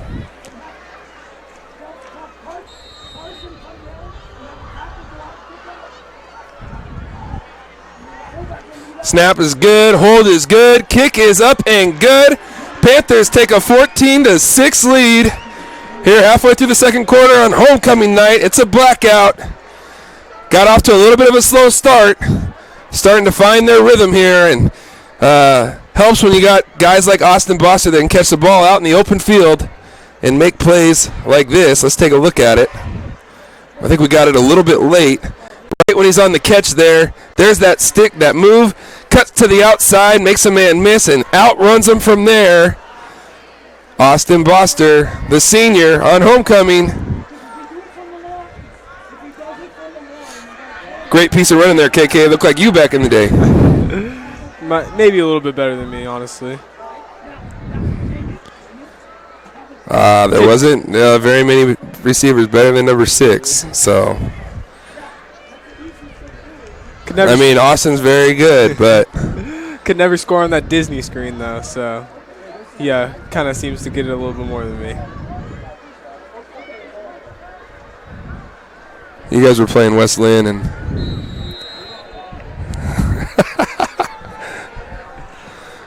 No boom. There's one bounce. There's 2 bounces. There's 3 bounces. Panthers there. Says hello. Who was that? Was that Riley? Riley Heim?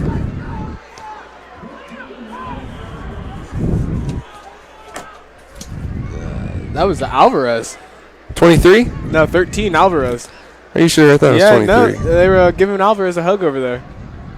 Alvarez can't hit anybody like that. When you're running full speed at someone, you'd be surprised. Tristan Wallace? Does that sound like Cole Shields, maybe? You said 23? That'd be Liam. It's 23. Liam? Okay. Oh. Incomplete.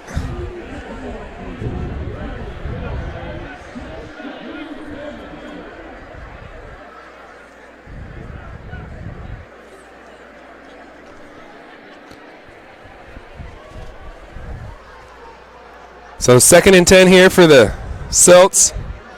Tight end with a wing, 2 backs. Not too many men on the field.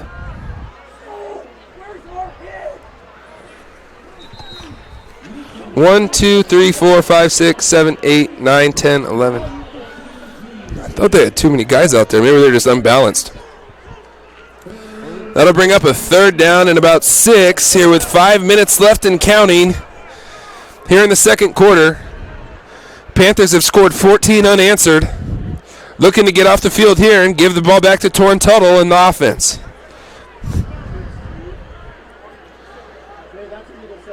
There's a late guy running on the field.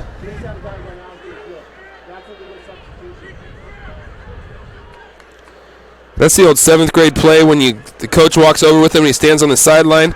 Back to pass and thrown behind. Good pressure again from Justin Josephson, as we're going to wear his name out all night as they don't want to block him, or maybe he's just that good he ain't going to be blocked.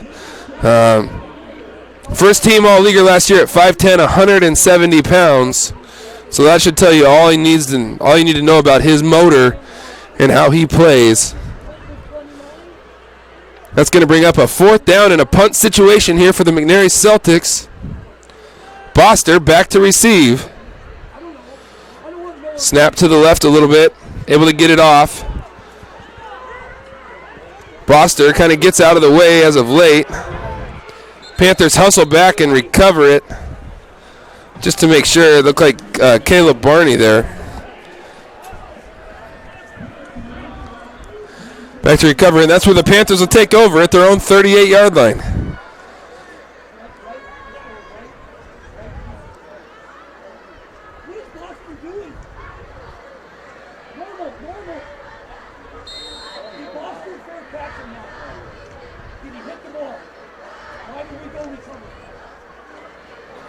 Tuttle breaks the huddle with the 2 backs, the 2 sophomores, Connor Joe and Bryson Gutchess. Here's a handoff, Gutchess to the right side. He makes a cut back, gets vertical, behind the lineman out to about the 48-yard line. First down, Panthers. 4 minutes, 13 seconds left here in the second quarter. Looks like the Panthers might have found something here with Gutchess and Joe in the backfield.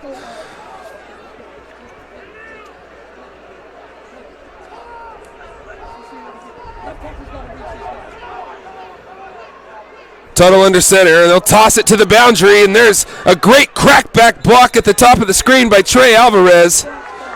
by Boster, for a pickup of about 3. That'll bring up a 2nd and 7. Looked like they got a lot more than that, but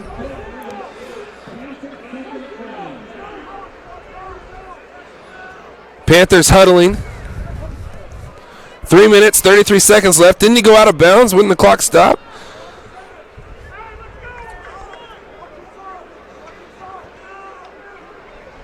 Tuttle under center. Play action. There's Joe in the flat. Good catch by Connor Joe. He looks to run somebody over. First down, Panthers. Good throw. Torn Tuttle on the move.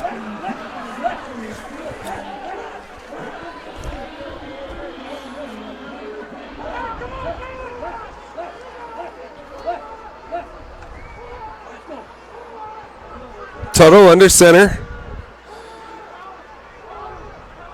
Toss now to the field. Gutchess right behind his fullback. Tucks in there. Picks up about 7. It looked like he got to the 30. They're marking him at the 31. I don't get this. They're marking him a yard short every time.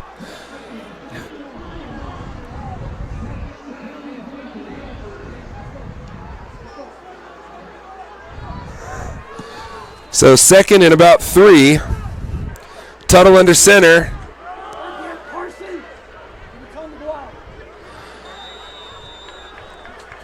Gutchess leans forward. That should be enough for a first down.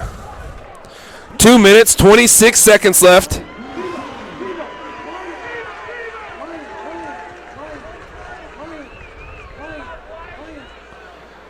Tuttle's over talking to the coaching staff.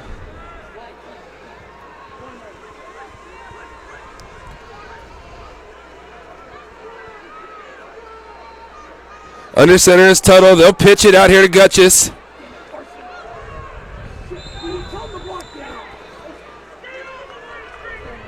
That's going to be a pickup of about 3.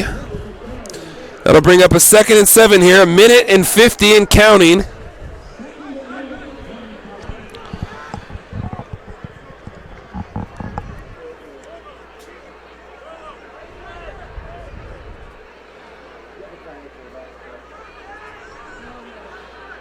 Coda to the top of your screen. Alvarez and Boster to the bottom.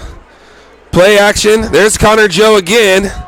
He'll force it downfield to Alvarez, who stretches out and makes the play. Trey Alvarez with a nice catch there. First down, South Medford. The minute and 26 seconds left.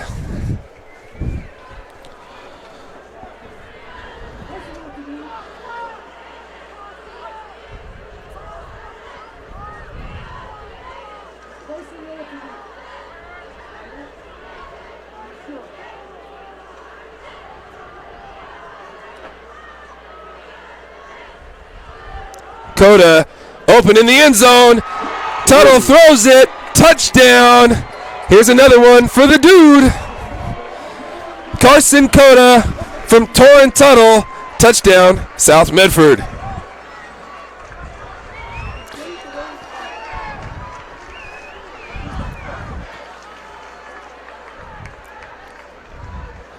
Well, it seems like a long time ago they were down 6-0, and McNary had the ball, KK. Tuttle now, was that his third touchdown pass in the first half? Yep. Boster has one. Coda has one. And what was the other one? Alvarez? Yeah, Alvarez. Alvarez had one. All on like the same play on the sails. Yeah. To the corner. 7 routes. But ever since Oregon State commit Junior's been out, I mean, their defenses have been looking the same at McNary's. They're getting penetration the first couple series they were on, but Junior's been out, and they haven't gotten any penetration, no nothing. It looks like South's running their offense freely. Yeah. I've been saying Carson Coda, haven't I? Yeah, you've been saying Carson. Somebody said I've been saying him. Connor. No, I'm saying Carson. Mom.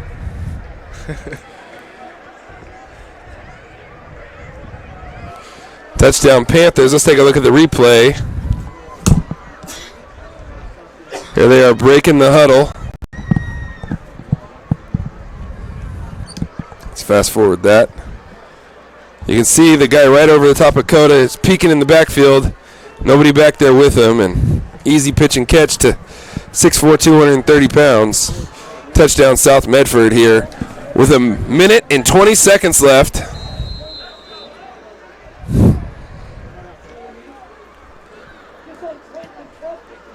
Kickoff high and to about the 5-yard line. McNary looking to set up a return. Josephson reaches out, able to make the play there. McNary out to about the 24-yard line. That's where they will take over.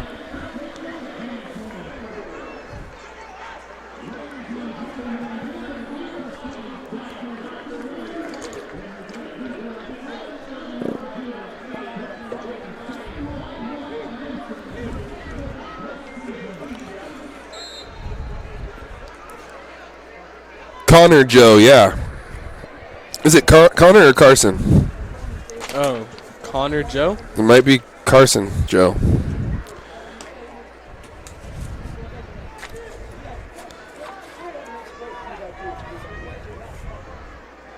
Carson Joe.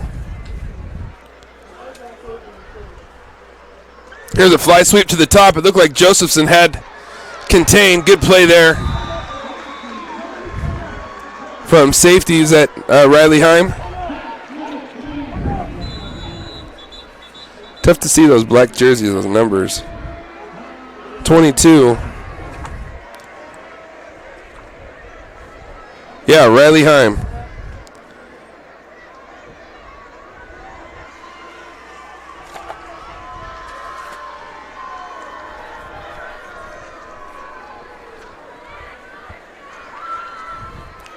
Fans, thank you for watching live high school sports coverage on TableRockSports.net. It is made possible by our outstanding sponsors, including our title sponsor, the Lithia Superstore on Crater Lake Highway, and General Manager Jason Lawrence. Browse online at lithiasuperstore.com and then come in and work with the outstanding staff. Say hi and thank you, Jason Lawrence, if you get a chance.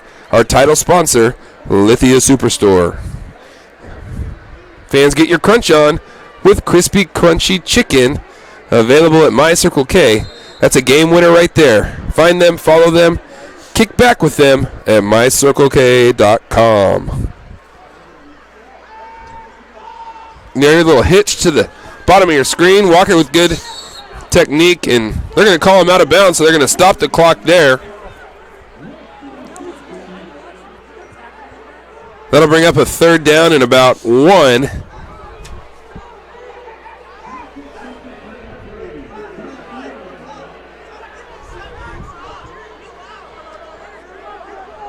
They're going to go trips to the boundary down here. Quick throw on the little hitch screen. McNary will get out of bounds. 45 seconds left here in the second quarter.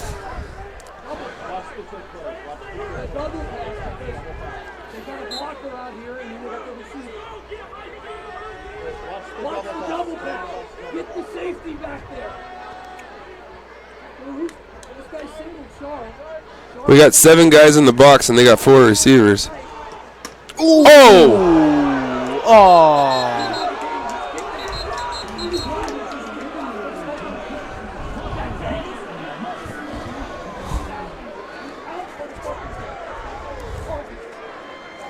I don't.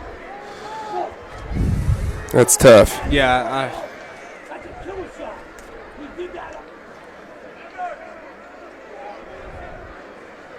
Jagus?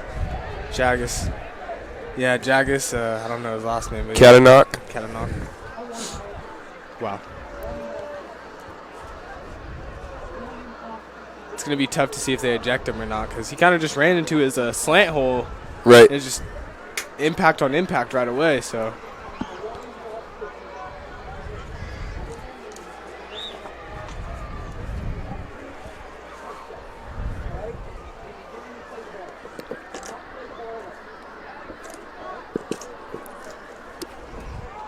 $15-yard penalty. I didn't see if they ejected him or not. I'm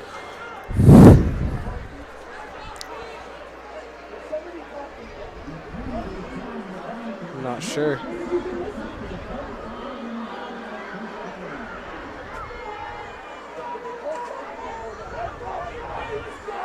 Huh.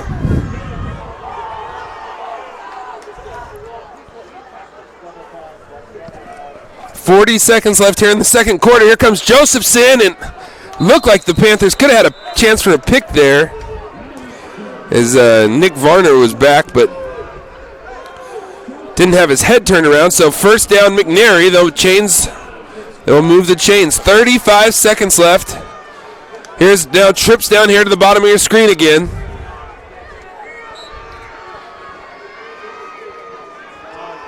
Oh, and that might be a fumble. Barker picks it up, and he'll go down there at about the 33-yard line. Timeout McNary. We will take one with him when we right back after this quick word from our sponsor.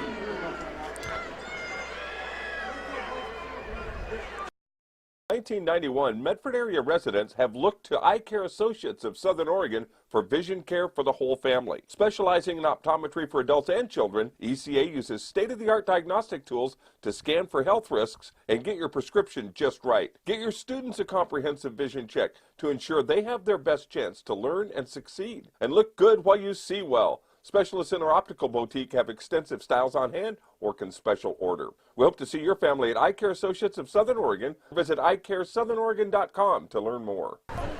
Welcome back. 23 seconds in the second quarter left. McNary still has 1 timeout left, or at least that's what the scoreboard says. I don't think they have a timeout left because they called one on their first drive. They've called 2 on this drive, so I don't think they have any left.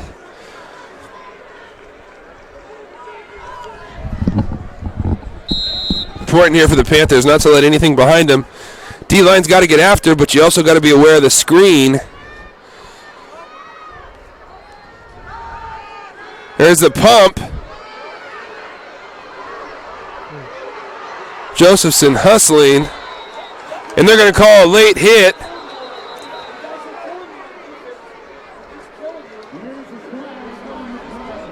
So that late hit's going to cost the Panthers 15. That's going to move the ball down to the 15-yard line.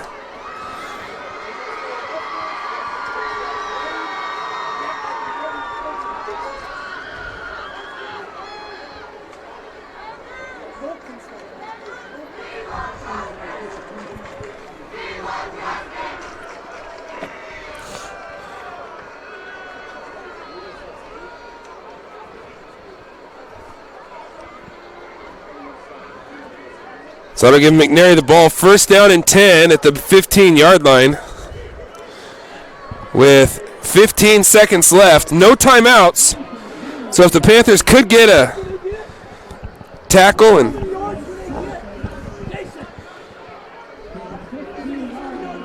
personal foul on Josephson with the roughing the passer. Barker in the shotgun. Trips to the bottom of the screen. Sprint left, Barker. Nowhere to go. Can't take a sack. He's going to throw it all the way back across the field. And incomplete. That play took 9 seconds. Flag is still back down at the 42-yard line.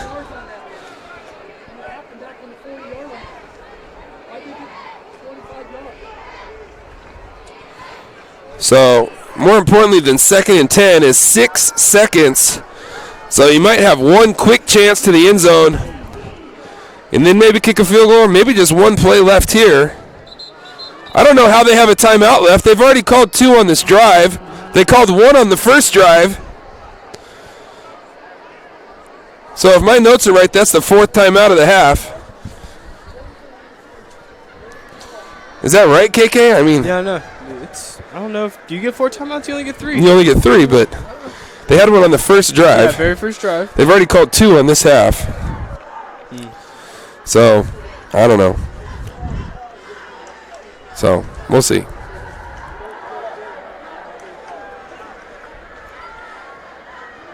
Halftime homecoming, so going to have a long halftime for you.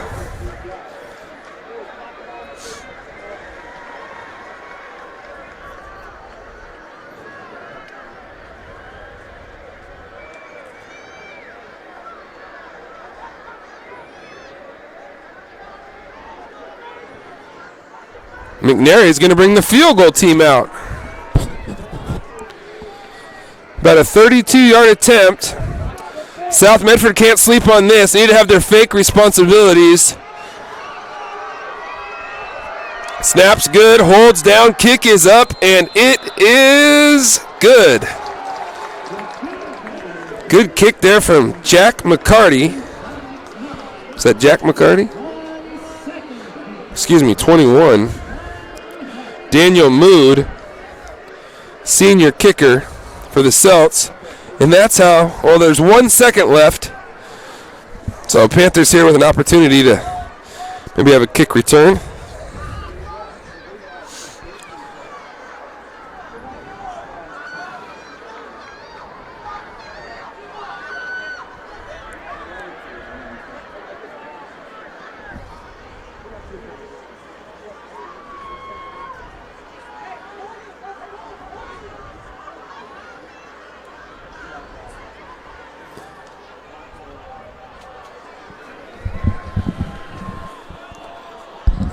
Torn Tuttle 3 touchdown passes in the first half. Adds to his total of 12, so 15 now on the season. Coda had 1, Alvarez had 1, Boster has 1.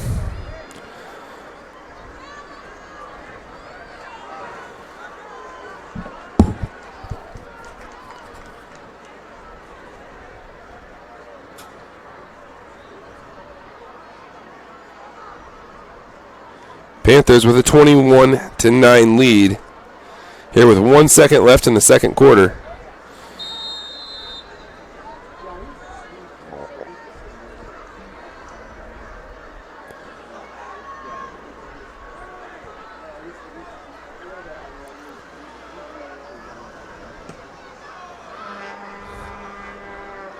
Boster will pick it up.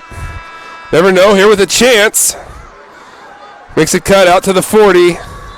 Will be tackled there at about the 42-yard line. Good job, South Medford Panthers. Fell behind early, 6-0. Literally on the first drive of the game. Tuttle threw a pick that was returned from Junior Walling, the outstanding Oregon State-bound recruit, down to the 2-yard line. McNary scored 2 plays later. After that, South, it took them a couple drives to kind of get their footing, but then able to, get some things going. Tuttle with 3 touchdown passes there in the second quarter. Panthers take a 21-9 lead into the break. Don't go anywhere, folks. When we come back, we'll have our halftime show.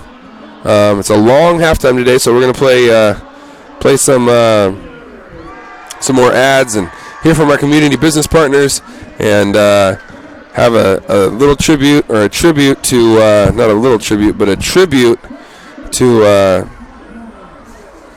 Torrin Tuttle's little brother who passed away on the 21st of September. So make sure you catch that here at our halftime break. You won't want to miss that. We got some great pictures of Torrin with his brother and his family. So don't go anywhere. We'll have that coming up here in a little bit. 21-9 going into half.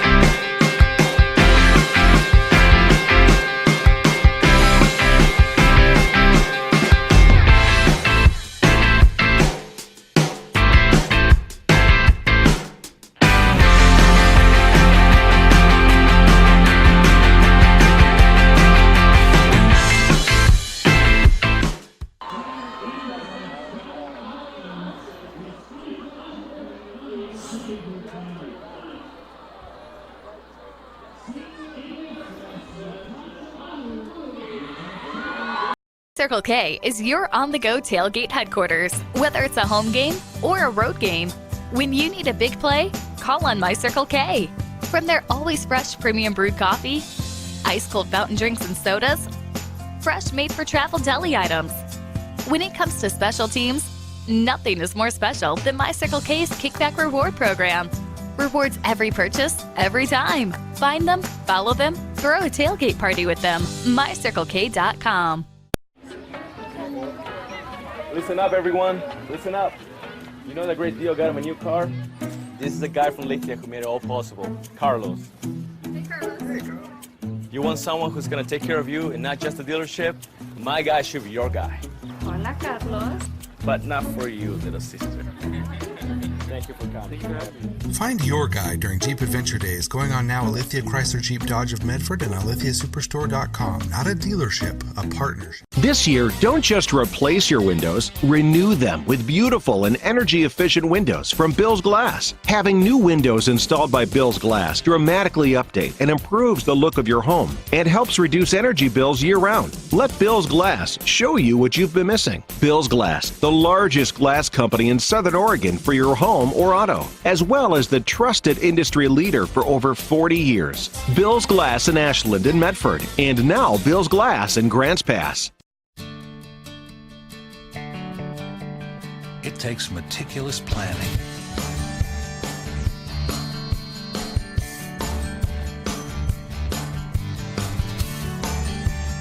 continuous monitoring,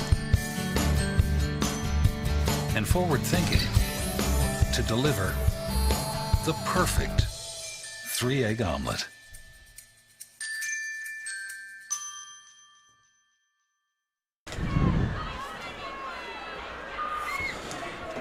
Back here at Spiegelberg Stadium live on homecoming night.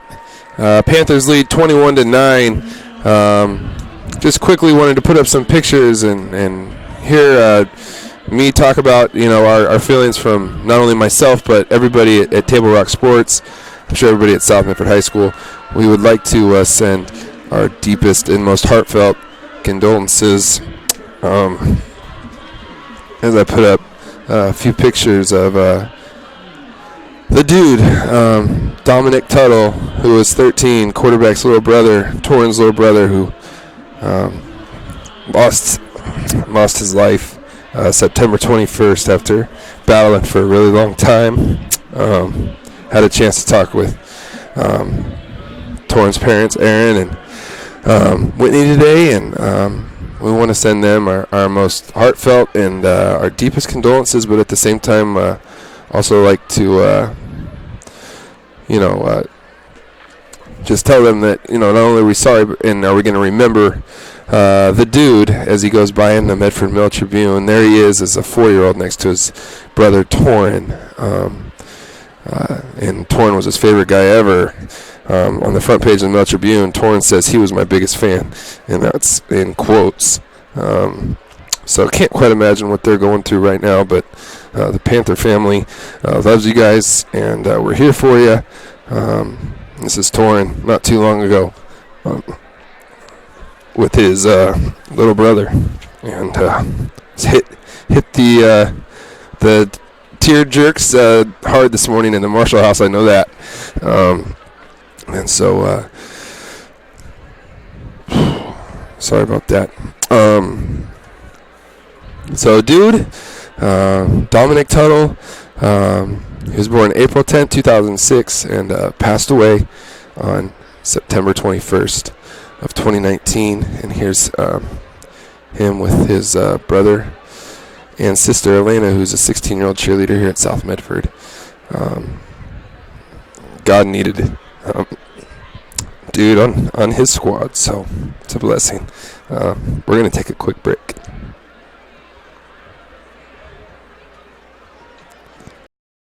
Doctors James Savage and Rajiv Rajagopal are happy to welcome Dr. Brian Clevenger to the Associates for Oral and Maxillofacial Surgery. Their offices in Medford, Grants Pass, and Klamath Falls offers a full scope of services from corrective jaw surgery, wisdom teeth removal, general anesthesia, dental implants, and much more. For more information or to schedule a consultation, call 541-779-3781. That's 541-779-3781.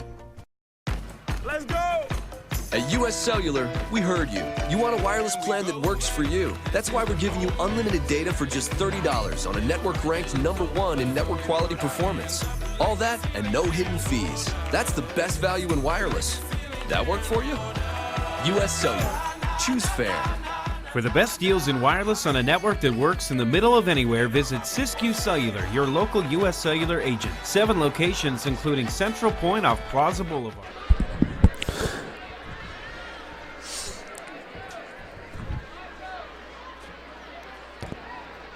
Just wanted to keep that picture up there, and I don't know why it stuck with me so much today, but dude,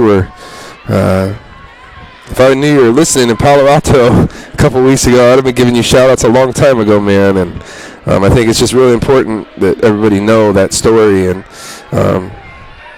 about the dude. So from every time from now on, Panthers score and Torrin's responsible for it, this one's for the dude. So just wanted to throw that last thing in there. And this pick, loved his brother and loved football, and got to share some amazing stories with Torrin and Elena and the dude's mom and dad this morning after I read that article, and it was really special. So thank you guys for just a brief glimpse of stories about your son, and it's really special to me. I have little kids of my own, and could never imagine what you guys are going through. So from the Panther family, from the Table Rock sports family, from a quarterback fraternity family, a guy that used to play quarterback at South Medford, that used to coach quarterback at South Medford, that grew up across the street. You've only been here for 6 months. We're here for you. We're with you. We all bleed blue, black and blue together. So we love you. We're here for you. Welcome to the family, and once you're in, you're never out.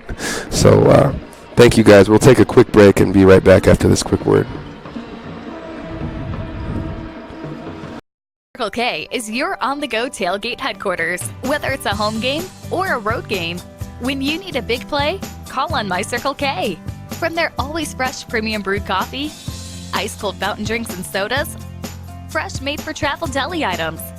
When it comes to special teams, nothing is more special than My Circle K's Kickback Reward Program.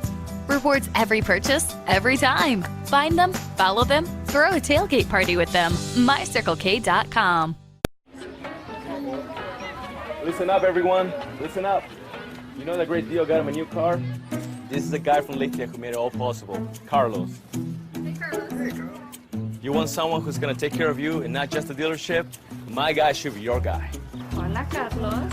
But not for you, little sister. Thank you for coming. Find your guy during Jeep Adventure Days going on now at Lithia Chrysler Jeep Dodge of Medford and on lithiasuperstore.com. Not a dealership, a partnership. This year, don't just replace your windows, renew them with beautiful and energy-efficient windows from Bill's Glass. Having new windows installed by Bill's Glass dramatically update and improves the look of your home and helps reduce energy bills year-round. Let Bill's Glass show you what you've been missing. Bill's Glass, the largest glass company in Southern Oregon for your home or auto, as well as the trusted industry leader for over 40 years. Bill's Glass in Ashland and Medford, and now Bill's Glass in Grants Pass. It takes meticulous planning,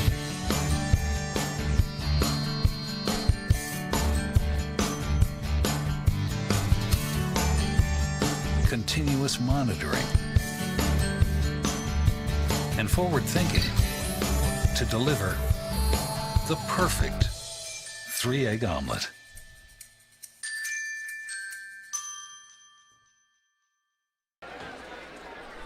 Hello and welcome back here. The Panther Band performing here at halftime, homecoming. Black Tornado just scored a touchdown to take a 19-14 lead over Sheldon with about 9 minutes left in the third quarter. Grants Pass has a 14-7 lead at half and just starting in the third quarter. Black Tornado were down 14-13 after a Sheldon touchdown and extra point. North just answered, now going for two.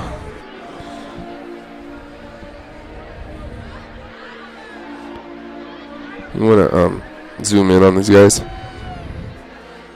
Or just fill the camera? There we go. So we get a good look at the Panther Marching Band.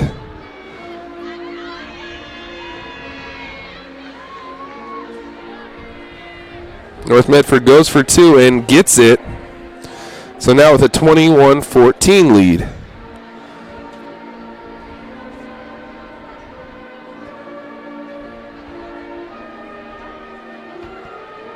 We're going to take a quick break. We have almost about 8.5 minutes left before we'll get back to action. So actually, we'll keep the band playing. We'll stay here with you. And when we come back, when the band is done with this number, then we'll send it out to break.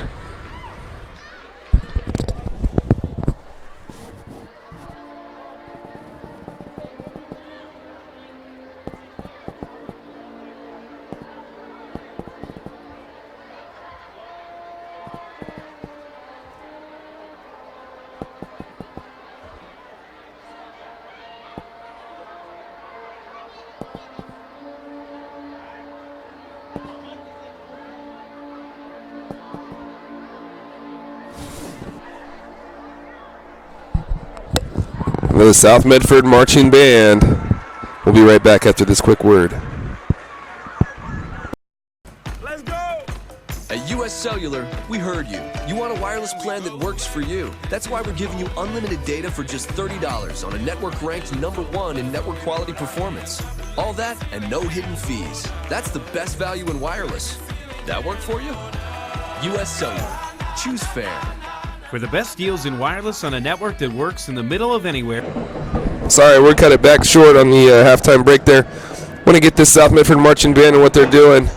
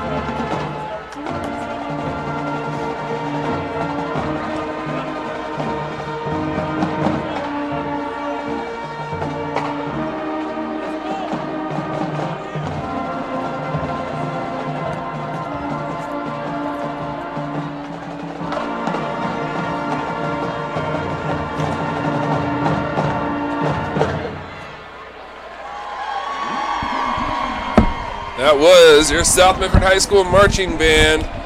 We'll be right back after this. At US Cellular, we heard you. You want a wireless plan that works for you. That's why we're giving you unlimited data for just $30 on a network ranked #1 in network quality performance. All that and no hidden fees. That's the best value in wireless. That work for you? US Cellular. Choose fair. For the best deals in wireless on a network that works in the middle of anywhere, visit Siskiyou Cellular, your local US Cellular agent. 7 locations, including Central Point off Plaza Boulevard. The Know Your Role campaign is incredibly needed and incredibly vital and important to establish boundaries, safe boundaries for children to play. It's got to be a proactive culture where everybody enjoys the game. At least creates awareness that some things need to change in order for the youth sports world and even actually the adult sports world to continue. Knowing your role means that the parent, the coach, the referee, the fans, we all have a role.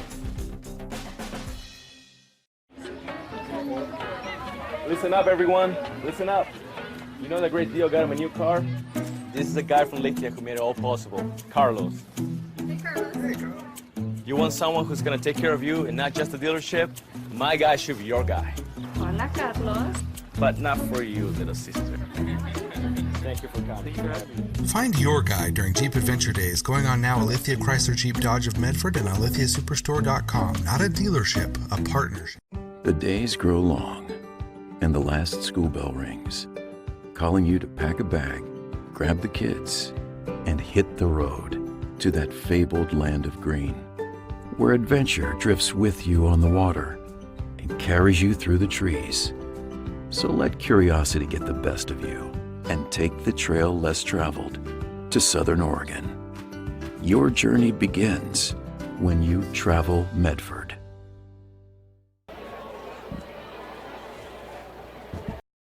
Let's go!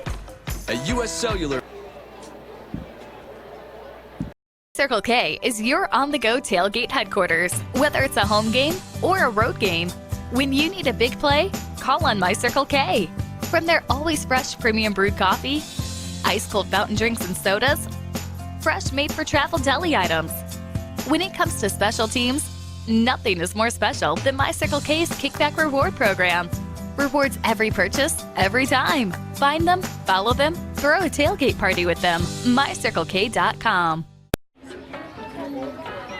Listen up, everyone. Listen up. You know that great deal got him a new car? This is the guy from Lithia who made it all possible, Carlos.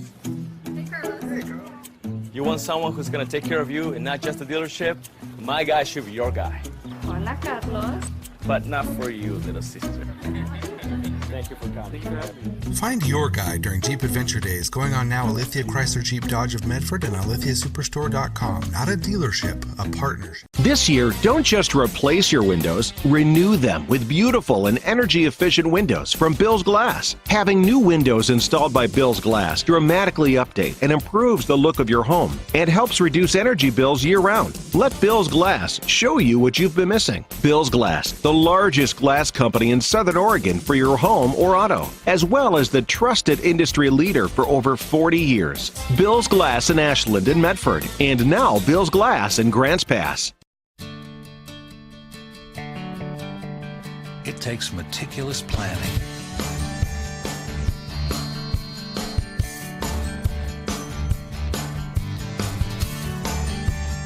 continuous monitoring, and forward thinking to deliver the perfect 3-egg omelet.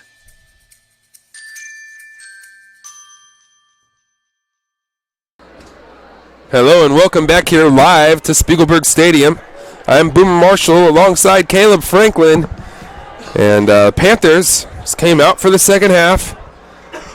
They have a 21-9 lead over the visiting McNary Celtics. Let's take a look at a couple highlights from that first half. Here's Boster's. You're just going to catch this at the very end. So Boster's just catching it. You'll see him about the 45. Okay. Excuse me. See him about the 45. There. Makes that move at the 50 out to the outside. Then he's going to outrun that safety at the 30. And in for the touchdown. So there's a touchdown from Torrin Tuttle to Austin Boster. Good job by the lineman getting out in front. And then Boster, when he's out in space, he's tough to bring down. And he can get you going one way and bring you back the other. And then let's take a look at the touchdown pass to Carson Coda. A little play action here out of two-back. And Tuttle's able to find Coda. Goes up, high points the ball for the touchdown. Tuttle, 3 touchdown passes in that first half. Raises his total to 15. Here we go. I would say the biggest shot in the arm, though, was that running back. Bryson Gutchis came in and gave the Panthers a huge lift. McNary working to the outside of the 25, looking to cut back there. And the Panthers take him down at about the 28-yard line. And we are underway here in the third quarter. Scores from around the league. Sheldon is about to go in there at about the 1-yard line. First and goal, down 21-14. Grants Pass is leading 20-7 over Roseburg. And the Panthers up 21-9 here. And only team that's playing a non-league game tonight in the Southwest Conference is the Panthers. There's 5 teams, so obviously 2 of them can only play each other. Panthers odd man out. There's a little handoff. Walling is back in the game now, and he's only able to pick up about 2 there, maybe 3. Junior Walling, nice to see him back though, at least for this McNary team. Is he was in for the first couple series, Caleb, and then well, poof, we didn't see him again. Yeah, he was out there rubbing a ball on his groin and stuff, so he might have maybe stretched something out. And there's a hard count, and the Panthers jump. And that's going to be a free 5 yards. That'll bring up a second and about 3. And just when I said that, Caleb, Sheldon just took it in, looking to tie it up with the extra point now. 2 minutes left in the third quarter.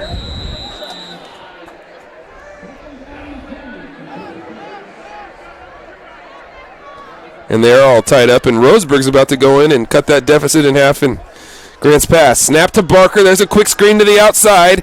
Rajon lost his responsibility there again as he let somebody get outside of him. Number one mistake you can't make as a corner is let somebody outside of you. Got to keep that outside arm free and push him back into the pursuit. First down, McNary out to the 44-yard line. Big series here for the Panthers, Caleb.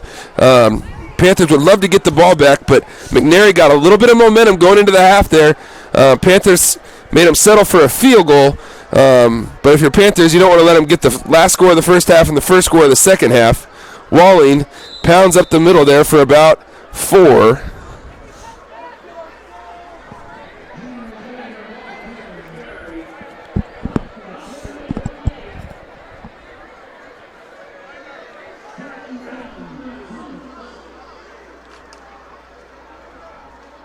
McNary now in a 2-back formation. Split formation out of the gun. 2 receivers into the boundary to the top of the screen. Snap back to Barker. He's going to come out here quick to the left. Whoa. And that's picked. Walker gets it on the tip. And that's a smart play there from Nathan Krupp. He didn't block him. Walker takes it in. Pick 6 Panthers. Touchdown South Medford. Nathan Krupp, the defensive end. I know Walker got the touchdown, but Krupp could have KO'd somebody 15 yards behind the play, Caleb. He was smart. He didn't pull the trigger on that. That's a smart play and allows the Panthers to get on the board again. That's being a good teammate, playing with inside of yourself there. Coach Singler's got to be happy about Nate Krupp's being smart there, because it would have been easy for any high school kid to say, hey, I'm going to get this knockout shot right now, and he didn't do so. Good discipline there by Krupp. Good job by Walker being opportunistic as the ball was a little bit high. Snap down. Hold is good. Kick is up, and it is good. Panthers take a commanding 28-9 lead. Here on homecoming, it's a blackout night here at Spiegelberg Stadium. And if you're South Medford, just what the doctor ordered.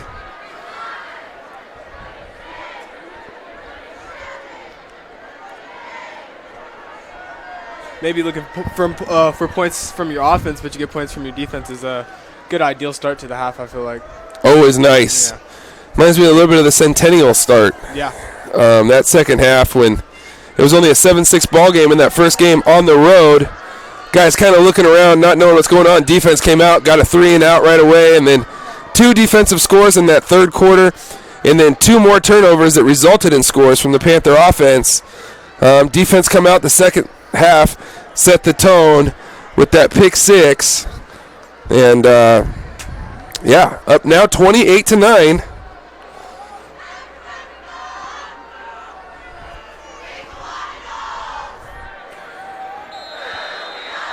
Roseburg just scored in Grant's pass, so it's 20-13 now.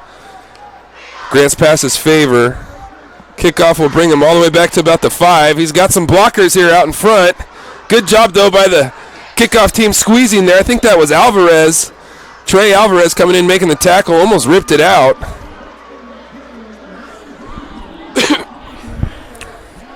And that's where McNary will take over. And yeah, Roseburg did score 20-14.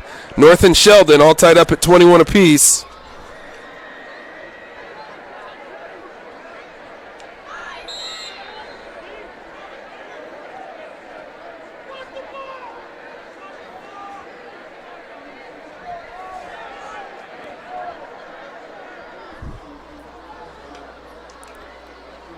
So 2 backs with that little sniffer fullback.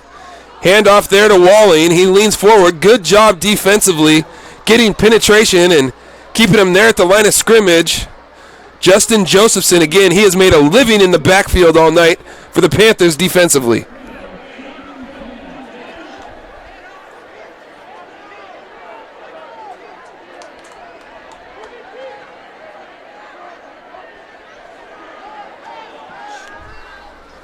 Here's a little quick throw and missed tackle out there by Walker. And that's going to be enough for the first down. Junior Nunez.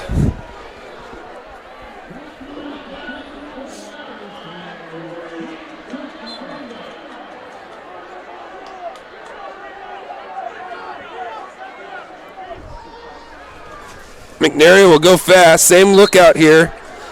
And McNary will pick up about 5.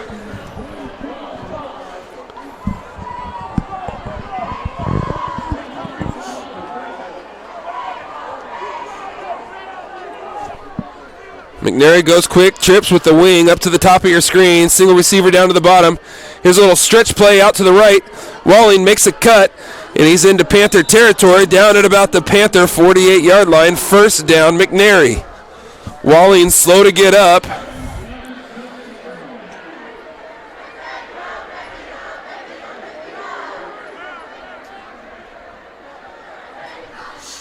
McNary lines up and bunch set to both sides. Here's a little fly motion action. Josephson there, or James Dwayne, sorry, says hello. Remember, we couldn't stop that play against Liberty, and Dwayne was out because of suspension. And I kept saying, if we had 43, I think that's the first fly sweep James Dwayne has seen since Liberty, and that's what the kid can do. He's a difference maker. There's a quick little throw out here. Walker's got to keep outside leverage. Good job making a tackle out in space. That'll bring up a 3rd and 5. What I mean by keeping leverage, he's got to be his head on the outside because there's nobody else outside of him. He's at least got to push that guy back to the inside. You can't give him an outside angle there. 3rd and about 5. Hard count there from Barker. Panthers don't jump. Good job holding their water, so to say, on that defensive line.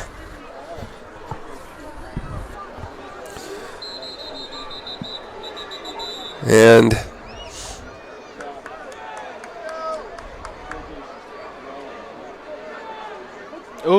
Justin Josephson is having a tough time right now.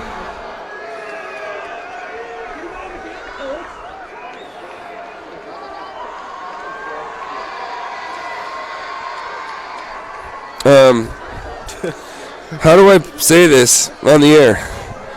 He is throwing up on the field.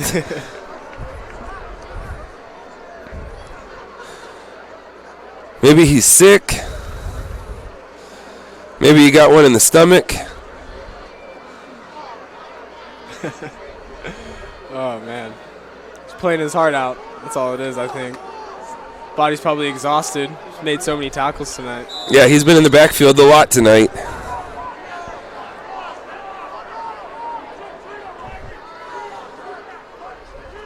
There's a handoff, a little power play.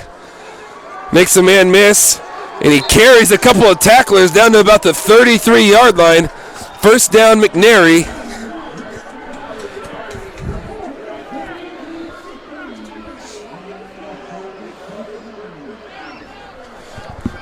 Here with 7 minutes, 30 seconds remaining in the third quarter.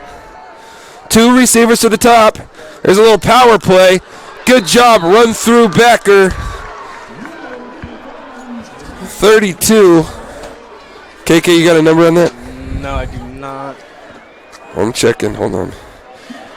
32 is Luke Allen, the senior linebacker, 5'10", 170 pounds. Big play there. Tackle for about a loss of 4. Bring up 2nd and 14. There's a play action. Liam Heim. Or is that it? Liam? Liam Stedman, sorry. The junior, 6 foot, 170 pound linebacker.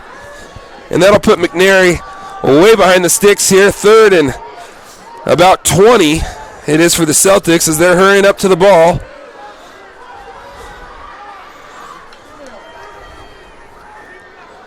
Here's motion into the boundary. Play action. They got a wheel route. Walling down the sideline. Goes for about 12 yards, so a good pickup there on 3rd and 20. But that's going to bring up a 4th and about 9, so not bad defensively there from the Panthers.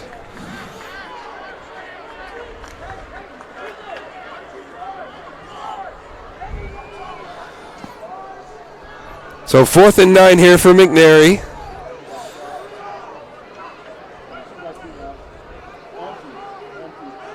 Empty formation, two wings here. Barker back to pass. Not a lot of pressure. And that's a good hit. I mean, he came. Man, that's two in a row now.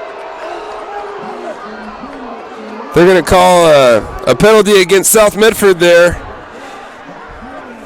McNary player coming off the field. Ooh.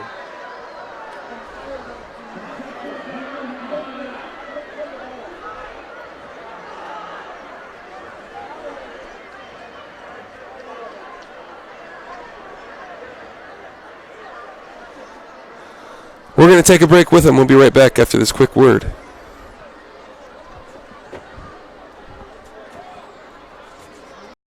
There's a time machine, not so far away, that takes you back to a world just a few streets wide, where wonder rules the day and families are transformed, from the smallest bug-eyed explorer to that surliest know-it-all.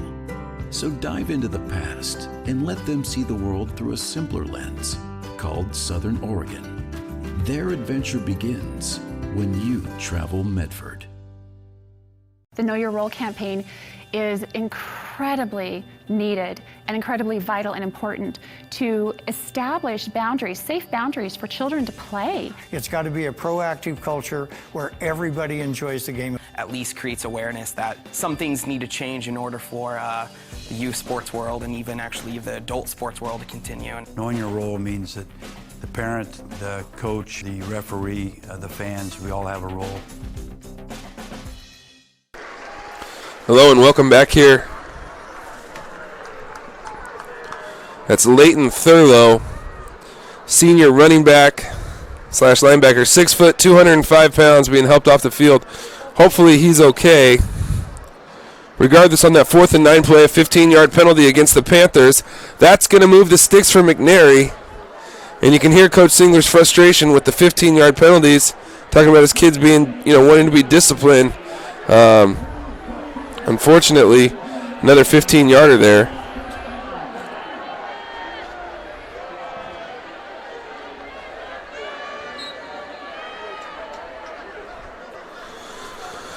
Barker back in the shotgun. Two backs. Here's a little option look on the pitch. Good job by that Panther defense on option responsibility. Panthers rally to the ball and will slam him down there.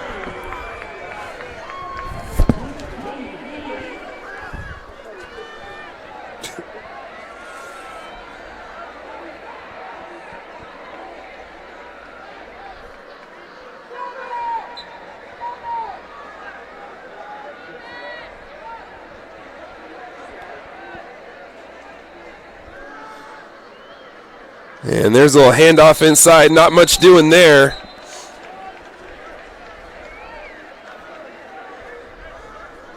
That's going to bring up a 3rd down and about 11.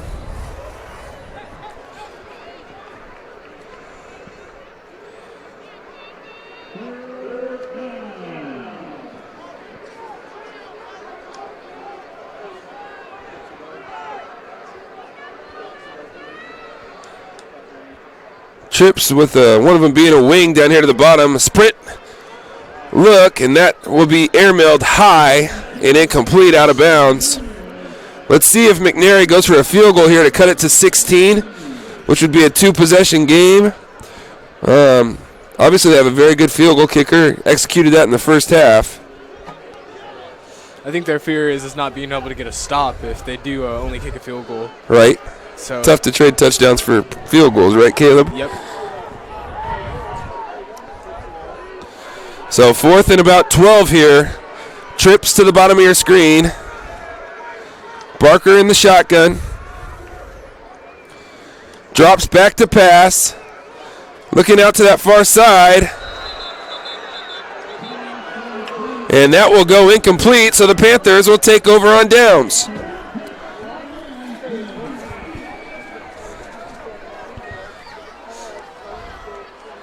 It's the first time we've seen the Panther offense this half. Right. It feels like a... Yeah, McNary's been on the field the whole second half on offense. 4 minutes, 52 seconds left here in the third quarter. Panther offense hasn't been on the field for about the last 45 minutes of real action. Of real time. Had the long homecoming halftime. McNary had the long drive before halftime in the second quarter. There's a handoff to Zach Miller. Nothing doing. And a loss of about 2 or 3 yards. So Miller here getting an opportunity. But the guy that we talked about a lot at halftime, Caleb, was Bryson Gutchis. And what a shot in the arm he was for this Panther offense.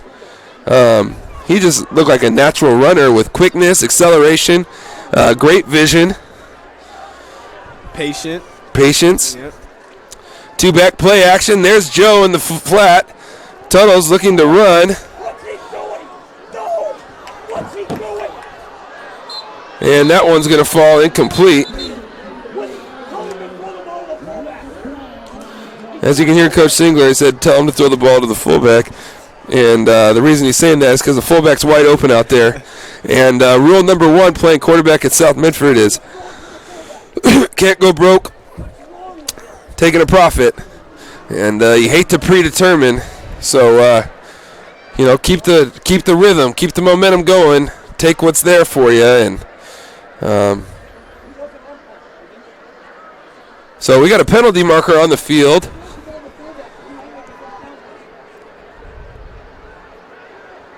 Carson Joe, I was calling him Connor Joe in the first half, sorry. Carson Joe out in the flat was wide open there, so.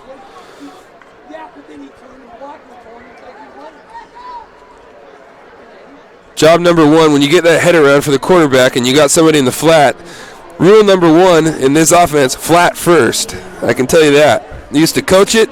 I used to have Bill coaching that to me. So that's something that I'm sure Torrin will get squared away, and Bill will let him know about it.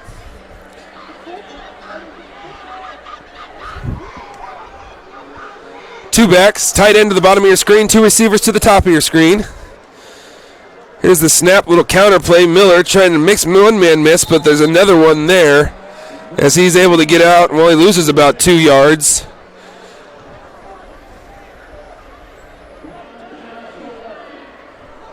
That's going to bring up a 3rd down and 23 from Panthers' own 6-yard line.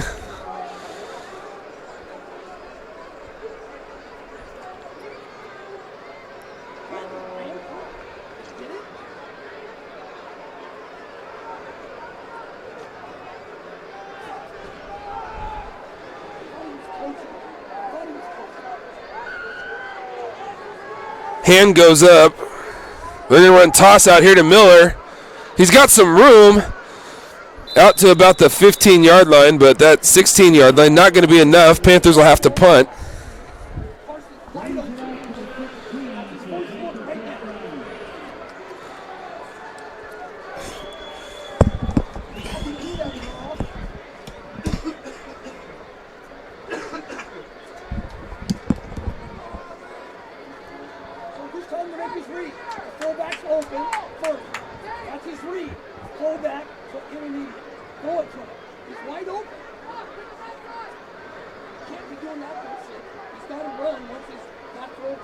And they're bringing pressure. Miller gets it off.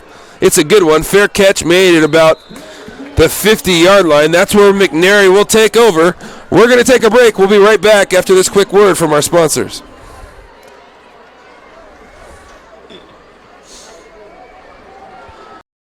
In 1991, Medford area residents have looked to Eye Care Associates of Southern Oregon for vision care for the whole family. Specializing in optometry for adults and children, ECA uses state-of-the-art diagnostic tools to scan for health risks and get your prescription just right. Get your students a comprehensive vision check to ensure they have their best chance to learn and succeed. And look good while you see well. Specialists in our optical boutique have extensive styles on hand or can special order. We hope to see your family at Eye Care Associates of Southern Oregon. Visit eyecaresouthern.com to learn more. And we're back live.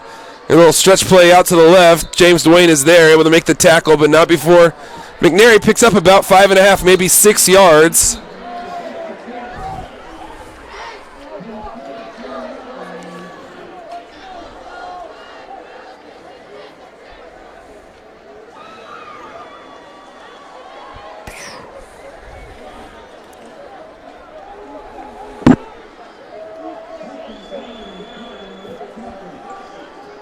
McNary taking their time a little bit here. 2 minutes, 27 seconds and counting. 2nd and 4.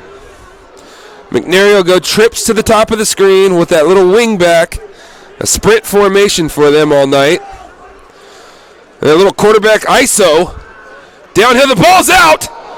Krupp is there, and he's on it. Turnover. Fumble recovery. South Medford. Nathan Krupp, the man who is responsible for being smart on the play to let his teammate go score and not get a roughing penalty, pounces on the fumble. Panthers will take over at their own 35. Defense picks up the offense. 2nd turnover they forced here in the 3rd quarter, KK. One of them went for 6, and Krupp there jumps on that one.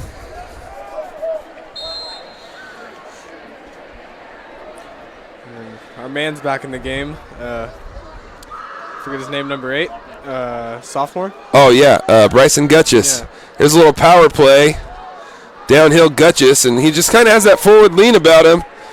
Oh, my gosh. Sheldon just scored a touchdown on a fake field goal and go up 27-21 with 4 minutes left in the 4th quarter. Oh, Sheldon. That sounds like a Sheldon thing. Fake field goal. Yeah. Bryson Gutchess has been great tonight. Even when there wasn't a lot there, he still finds a way to get 3 or 4. Crafty. Kind of a cross between Christian Bully, and there is the fullback in the flat, and that's coaching right there.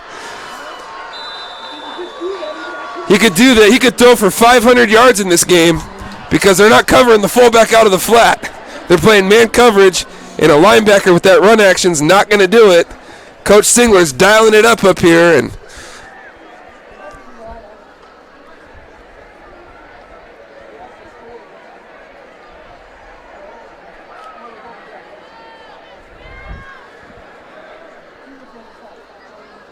two-back formation.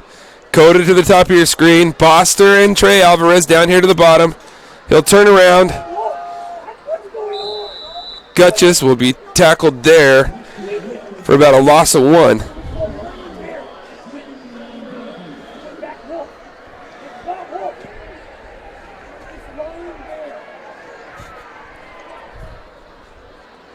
That'll bring up a 2nd and 11 from the left hash. Panthers' own 49-yard line.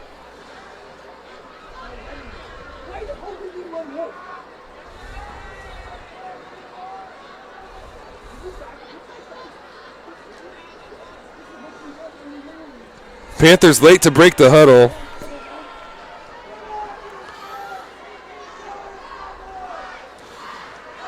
There's a little ISO play downhill. Or man blocking play, you know. And Panthers able to pick up about 3 there. That'll bring up a 3rd down and 8. The McNary 48-yard line. And that's going to be the end of the 3rd quarter. Panthers will take a 28-9 lead, headed to the 4th. Don't go anywhere when we come back. Exciting 4th quarter action coming your way.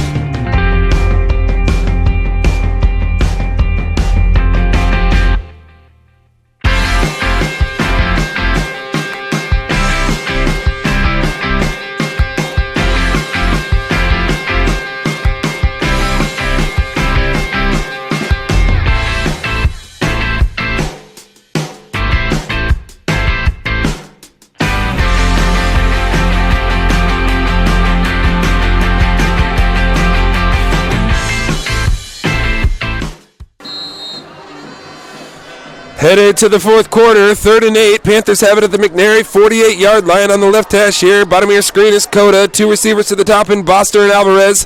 Play action pass, pressure off the right side, and will be sacked there.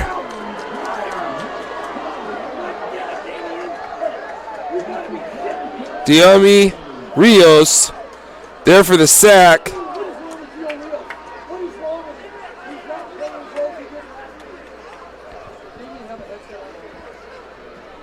And the Panthers will have to punt.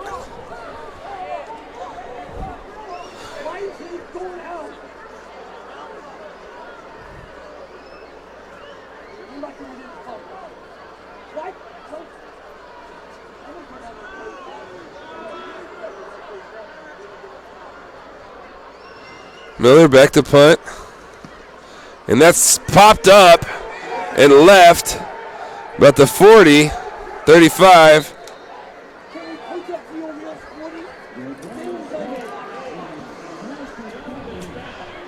And the ball will be down at the 34-yard line. That's where McNary will take over.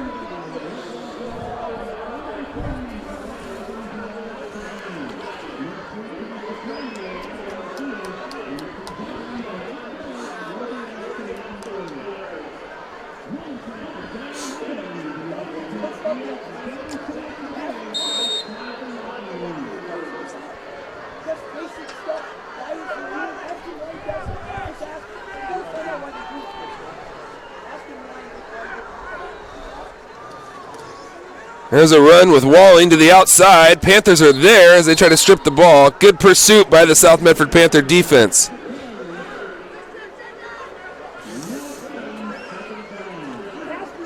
Yeah, he's going to get himself hurt if he keeps going like that, though, Walling.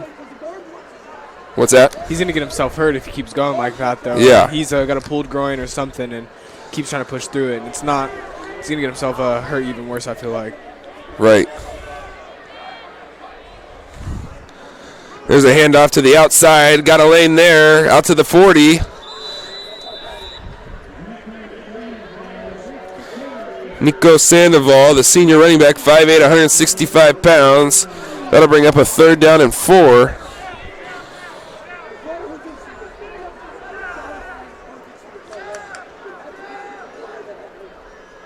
Hard count here from McNary.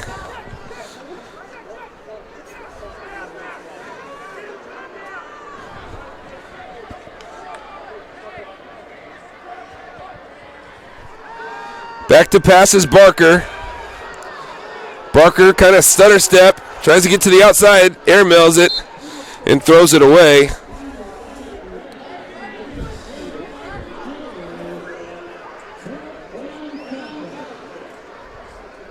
That'll bring up a 4th down and 4 from the McNary 40-yard line.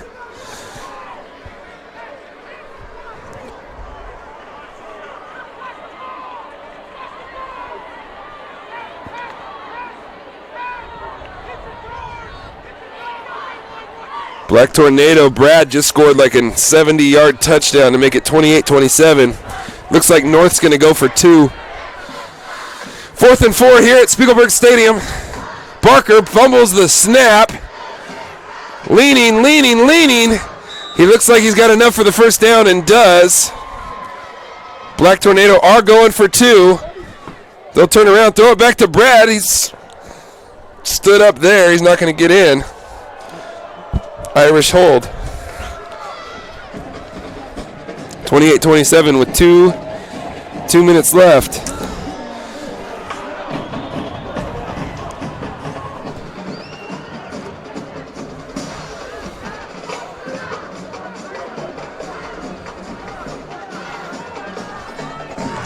Nine minutes, 24 seconds left here.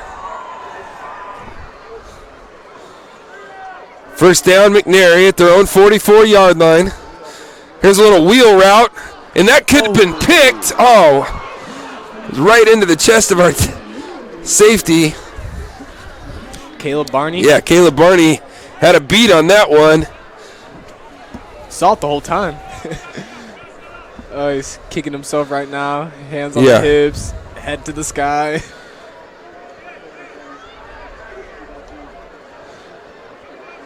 2nd and 10 from McNary's 44-yard line. There's a little quarterback ISO. Dwayne misses the tackle in the backfield. Barker's lean forward. He'll get him about 7 yards. That'll bring up a 3rd and 3. So, yeah, there's, 3 minutes and 6 seconds left. There in Eugene. Sheldon leading 28-27. North Medford about to go for the onside kick, it looks like.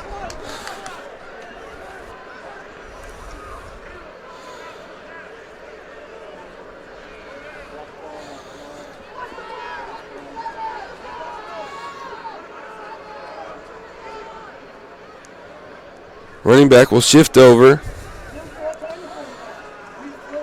Here's a little bubble out here. Rajon loses his contain again.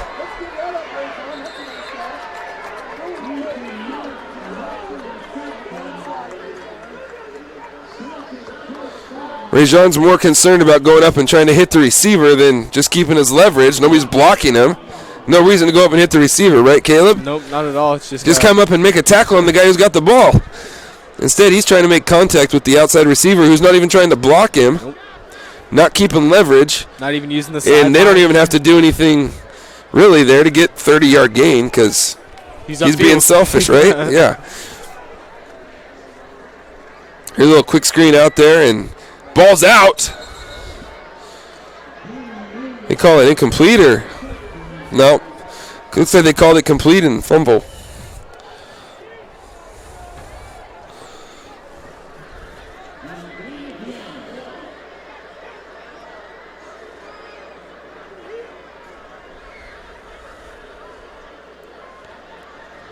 That'll bring up a 2nd down and 8.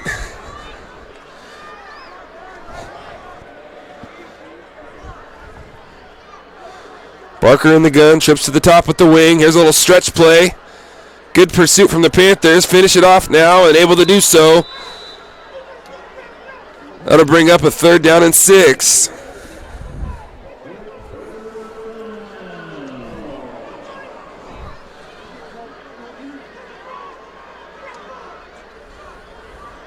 I can hear Coach Parnell from across the field saying wrap up. I think he wants them to wrap up.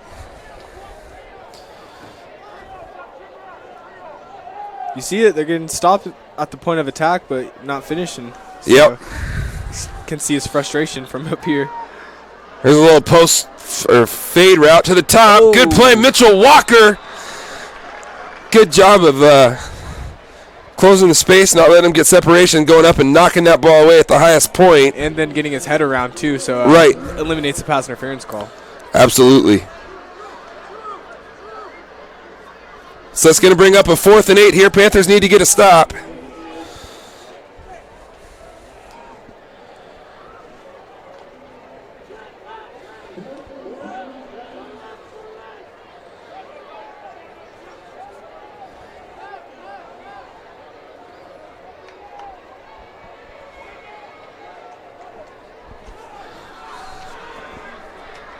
Oh, and a nice play out there from Trey Alvarez. Knocks it down on 4th down. Sheldon just fumbled with 2 minutes left. No way. Yep. The 33-yard line.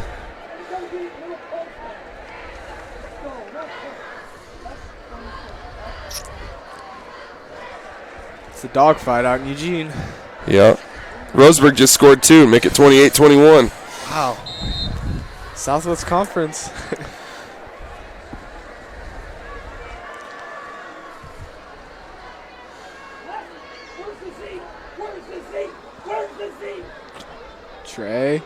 Trey, better get out there. Trey Alvarez, better get out there, buddy. Yeah, hurry up. Right. Timeout, Panthers. We'll take one with them. We'll be right back after this quick word. Doctors James Savage and Rajiv Rajagopal are happy to welcome Dr. Brian Clevenger to the Associates for Oral and Maxillofacial Surgery. Their offices in Medford, Grants Pass, and Klamath Falls offers a full scope of services from corrective jaw surgery, wisdom teeth removal, general anesthesia, dental implants, and much more. For more information or to schedule a consultation, call 541-779-10 3781. That's 541-779-3781. At US Cellular, we heard you. You want a wireless plan that works for you. That's why we're giving you unlimited data for just $30 on a network ranked #1 in network quality performance. All that and no hidden fees. That's the best value in wireless. That work for you? US Cellular. Choose fair. For the best deals in wireless on a network that works in the middle of anywhere, visit Siskiyou Cellular, your local U.S. Cellular agent. 7 locations, including Central Point off Plaza Boulevard. What are they doing? And we're back.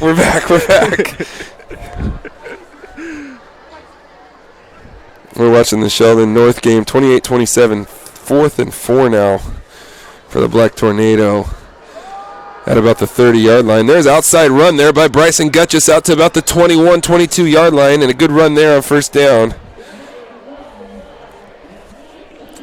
That'll bring up a 2nd and 6 here. 7 minutes left in the fourth quarter. Panthers with a 28-9 lead.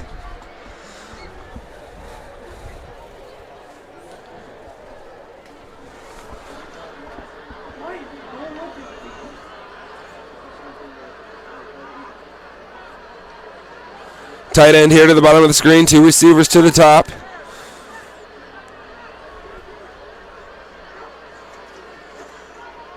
Run into a blitz. Great little cut there.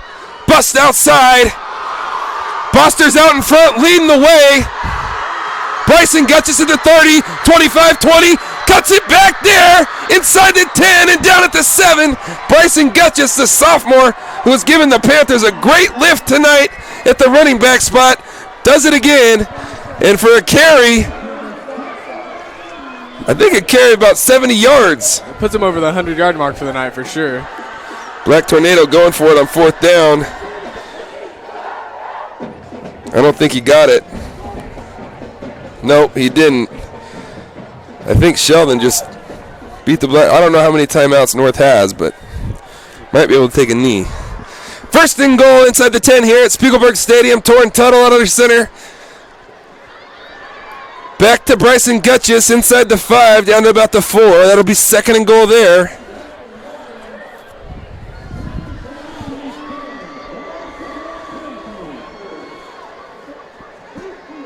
Yep, give it to him.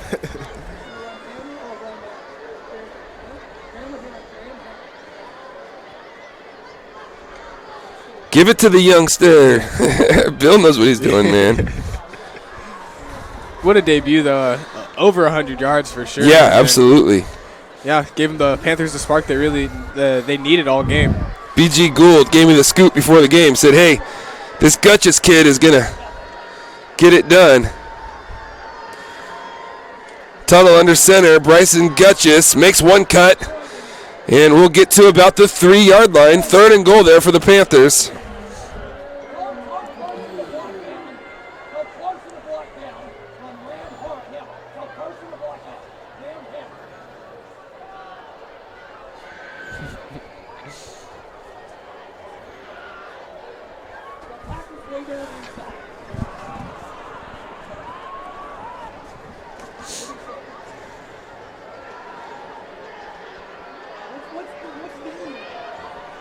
Third and goal at the 3. Hand is up. Got to get the play off. They do. Here's a little hammer play. Good penetration there from the right side. That'll bring up a 4th and goal from the 3. And the Irish just won, 28-27. Grant's pass is up 28-21, but Roseburg looking to get the ball back. And they just hit Grant's pass, just hit a deep play on 3rd and 30, 90-yard touchdown. Panther player is down. See if we can get a number on that. We're going to take a quick break. Hopefully he's okay. Be right back after this word.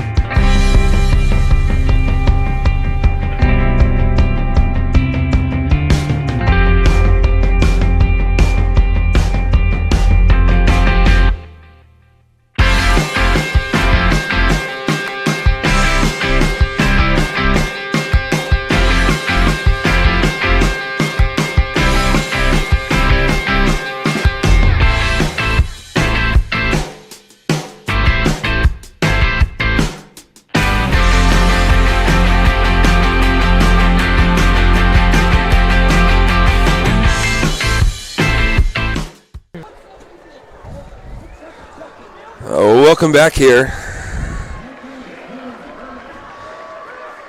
Jacob Hermont coming up. Panthers are going to go ahead and bring the field goal team on. They'll have to have somebody in the game for Hermont, obviously, on the field goal here. Panthers have enough guys on the field.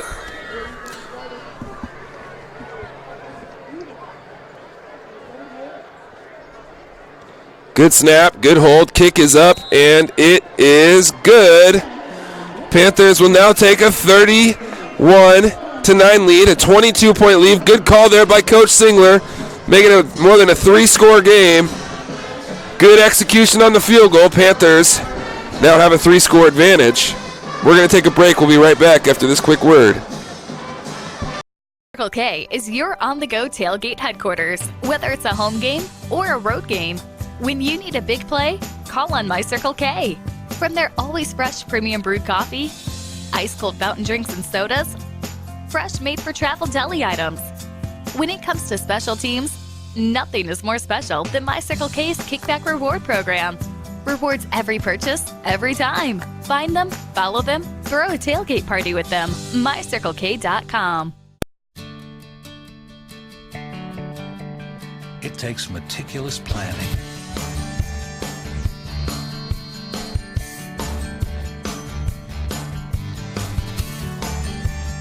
continuous monitoring, and forward thinking to deliver the perfect 3-egg omelet.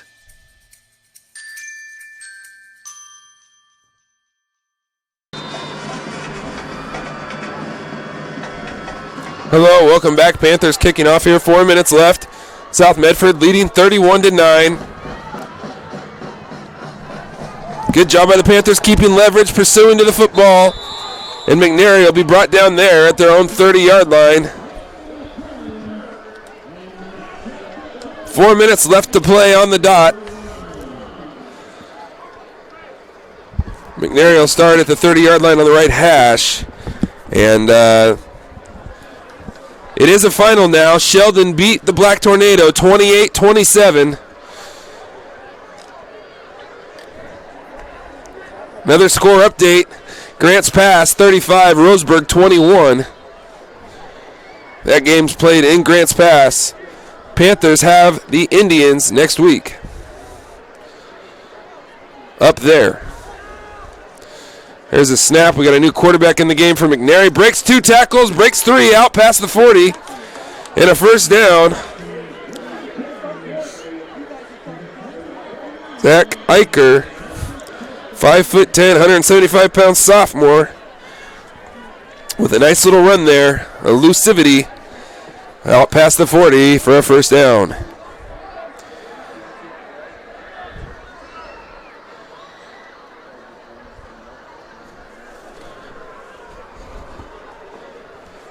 Trips to the top of the screen. There's 20 again. Nice cutback. This guy's a good runner. Panthers having a tough time bringing him down. This sophomore running back. Coach Parnell calls a timeout very quickly, and he does not look happy. New quarterback into the game for the Celtics is Jack McCarty, the junior, 5'9", 175-pound quarterback. Back-to-back runs there from Zane Aker, sophomore running back, and he looks tough, KK. Yeah. He's running hard. I know it's late in the game, but he's probably cold. He probably hasn't been in much at all tonight. He comes right in, makes the most of his opportunity. Back-to-back 10-plus yard runs.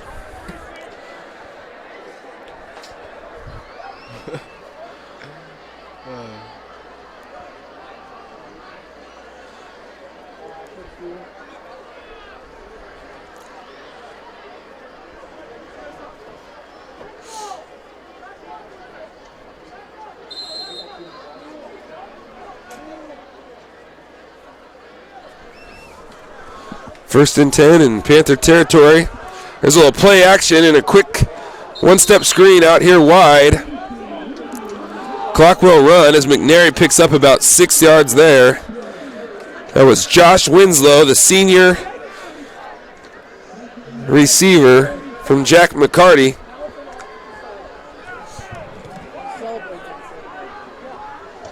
Three minutes, 10 seconds and counting. Panthers leading 31-9. Forgot to even put up those points last time, KK.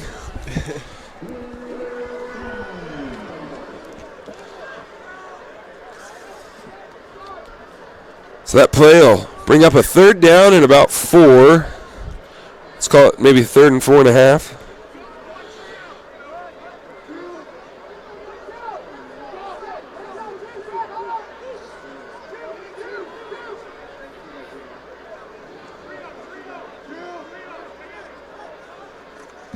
Play action. There's that little screen to the outside. Good job hustling to the ball. I think Rajon didn't have leverage again, KK. He's going to hear it. Yeah. And Sunday film, man. And now he's hurt on the sideline over there.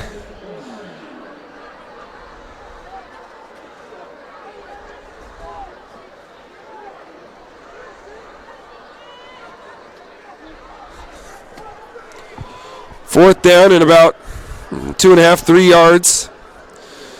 Two backs and little pistol offset. McCarty coming up, telling the boys up front what we're going to do. Check, check, over to the line. Nope, now they're going to run it. A little inside handoff. Pursuit is getting to the ball, and that should be short. Panthers will take over on downs there with 1 minute, 32 seconds left. Good job there by the Panther D.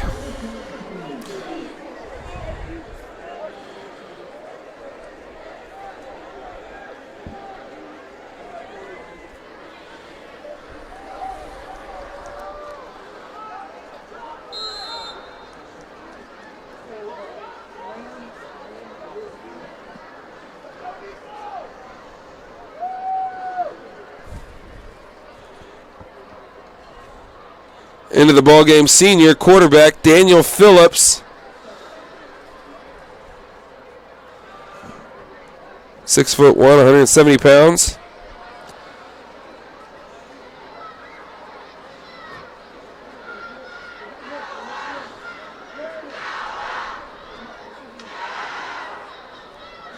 He'll turn around, hand it off. Zach Miller gets out past midfield.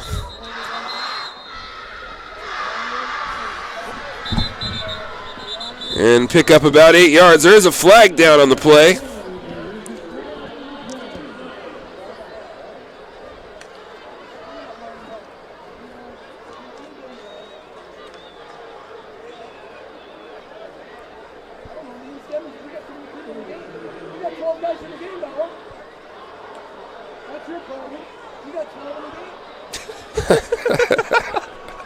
Oh my goodness.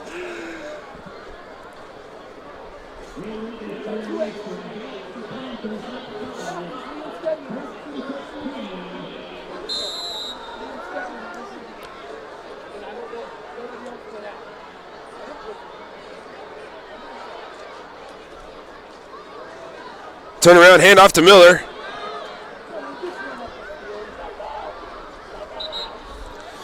Picks up about 9 or 10, was it? No, 14 maybe, sorry. That'll bring up a 2nd and 1. Panthers at the McNary 48. Under a minute and counting left on the clock.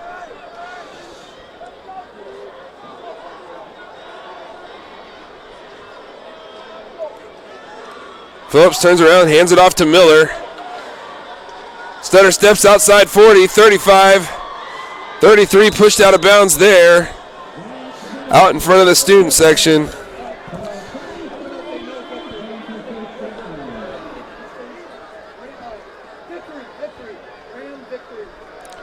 And you heard it here first. Coach Singler says victory formation, and that should just about do it. Good performance here from the Panthers. After McNary scored on their opening drive after a Panther turnover, Panthers went on to outscore the McNary team 31-3 over the next 3 quarters. And in doing so, found a running game, found a running back. Bryson Gutchess, the sophomore, looked good. Looked great. Yeah. I mean, debut, get 100 yards. I mean. Yeah, I think well over, too.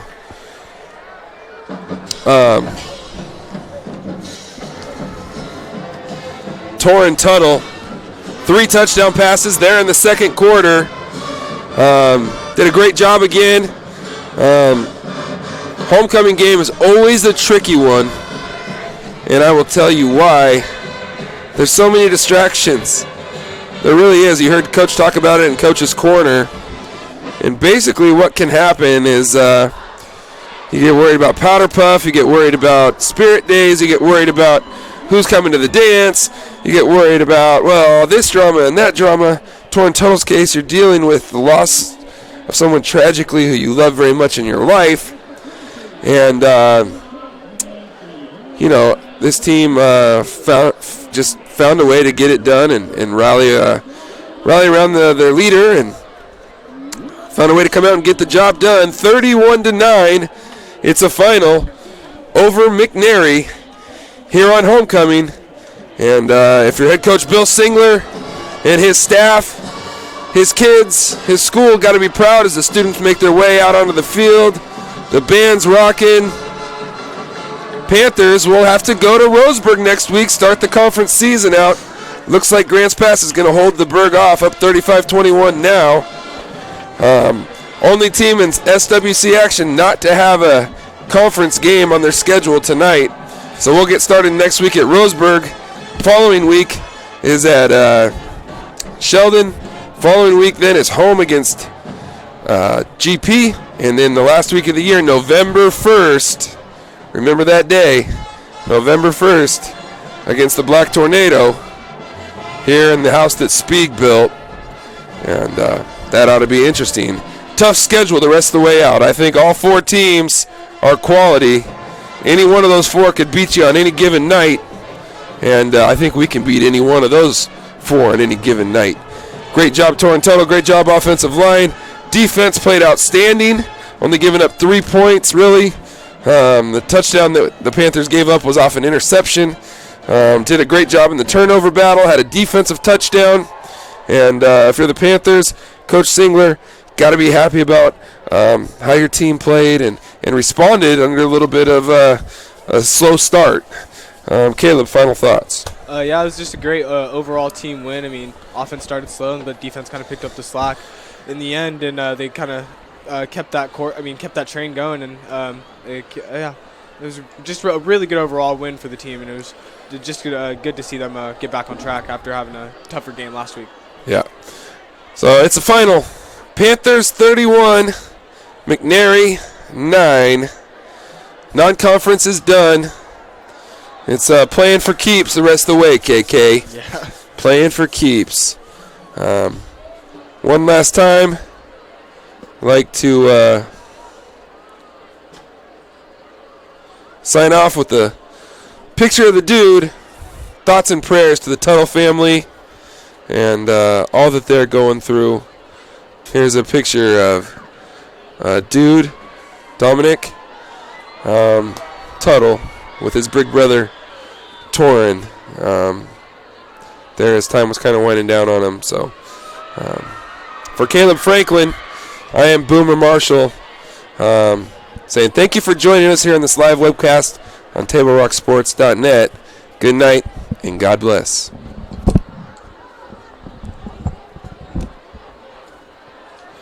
Okay, so I got to take these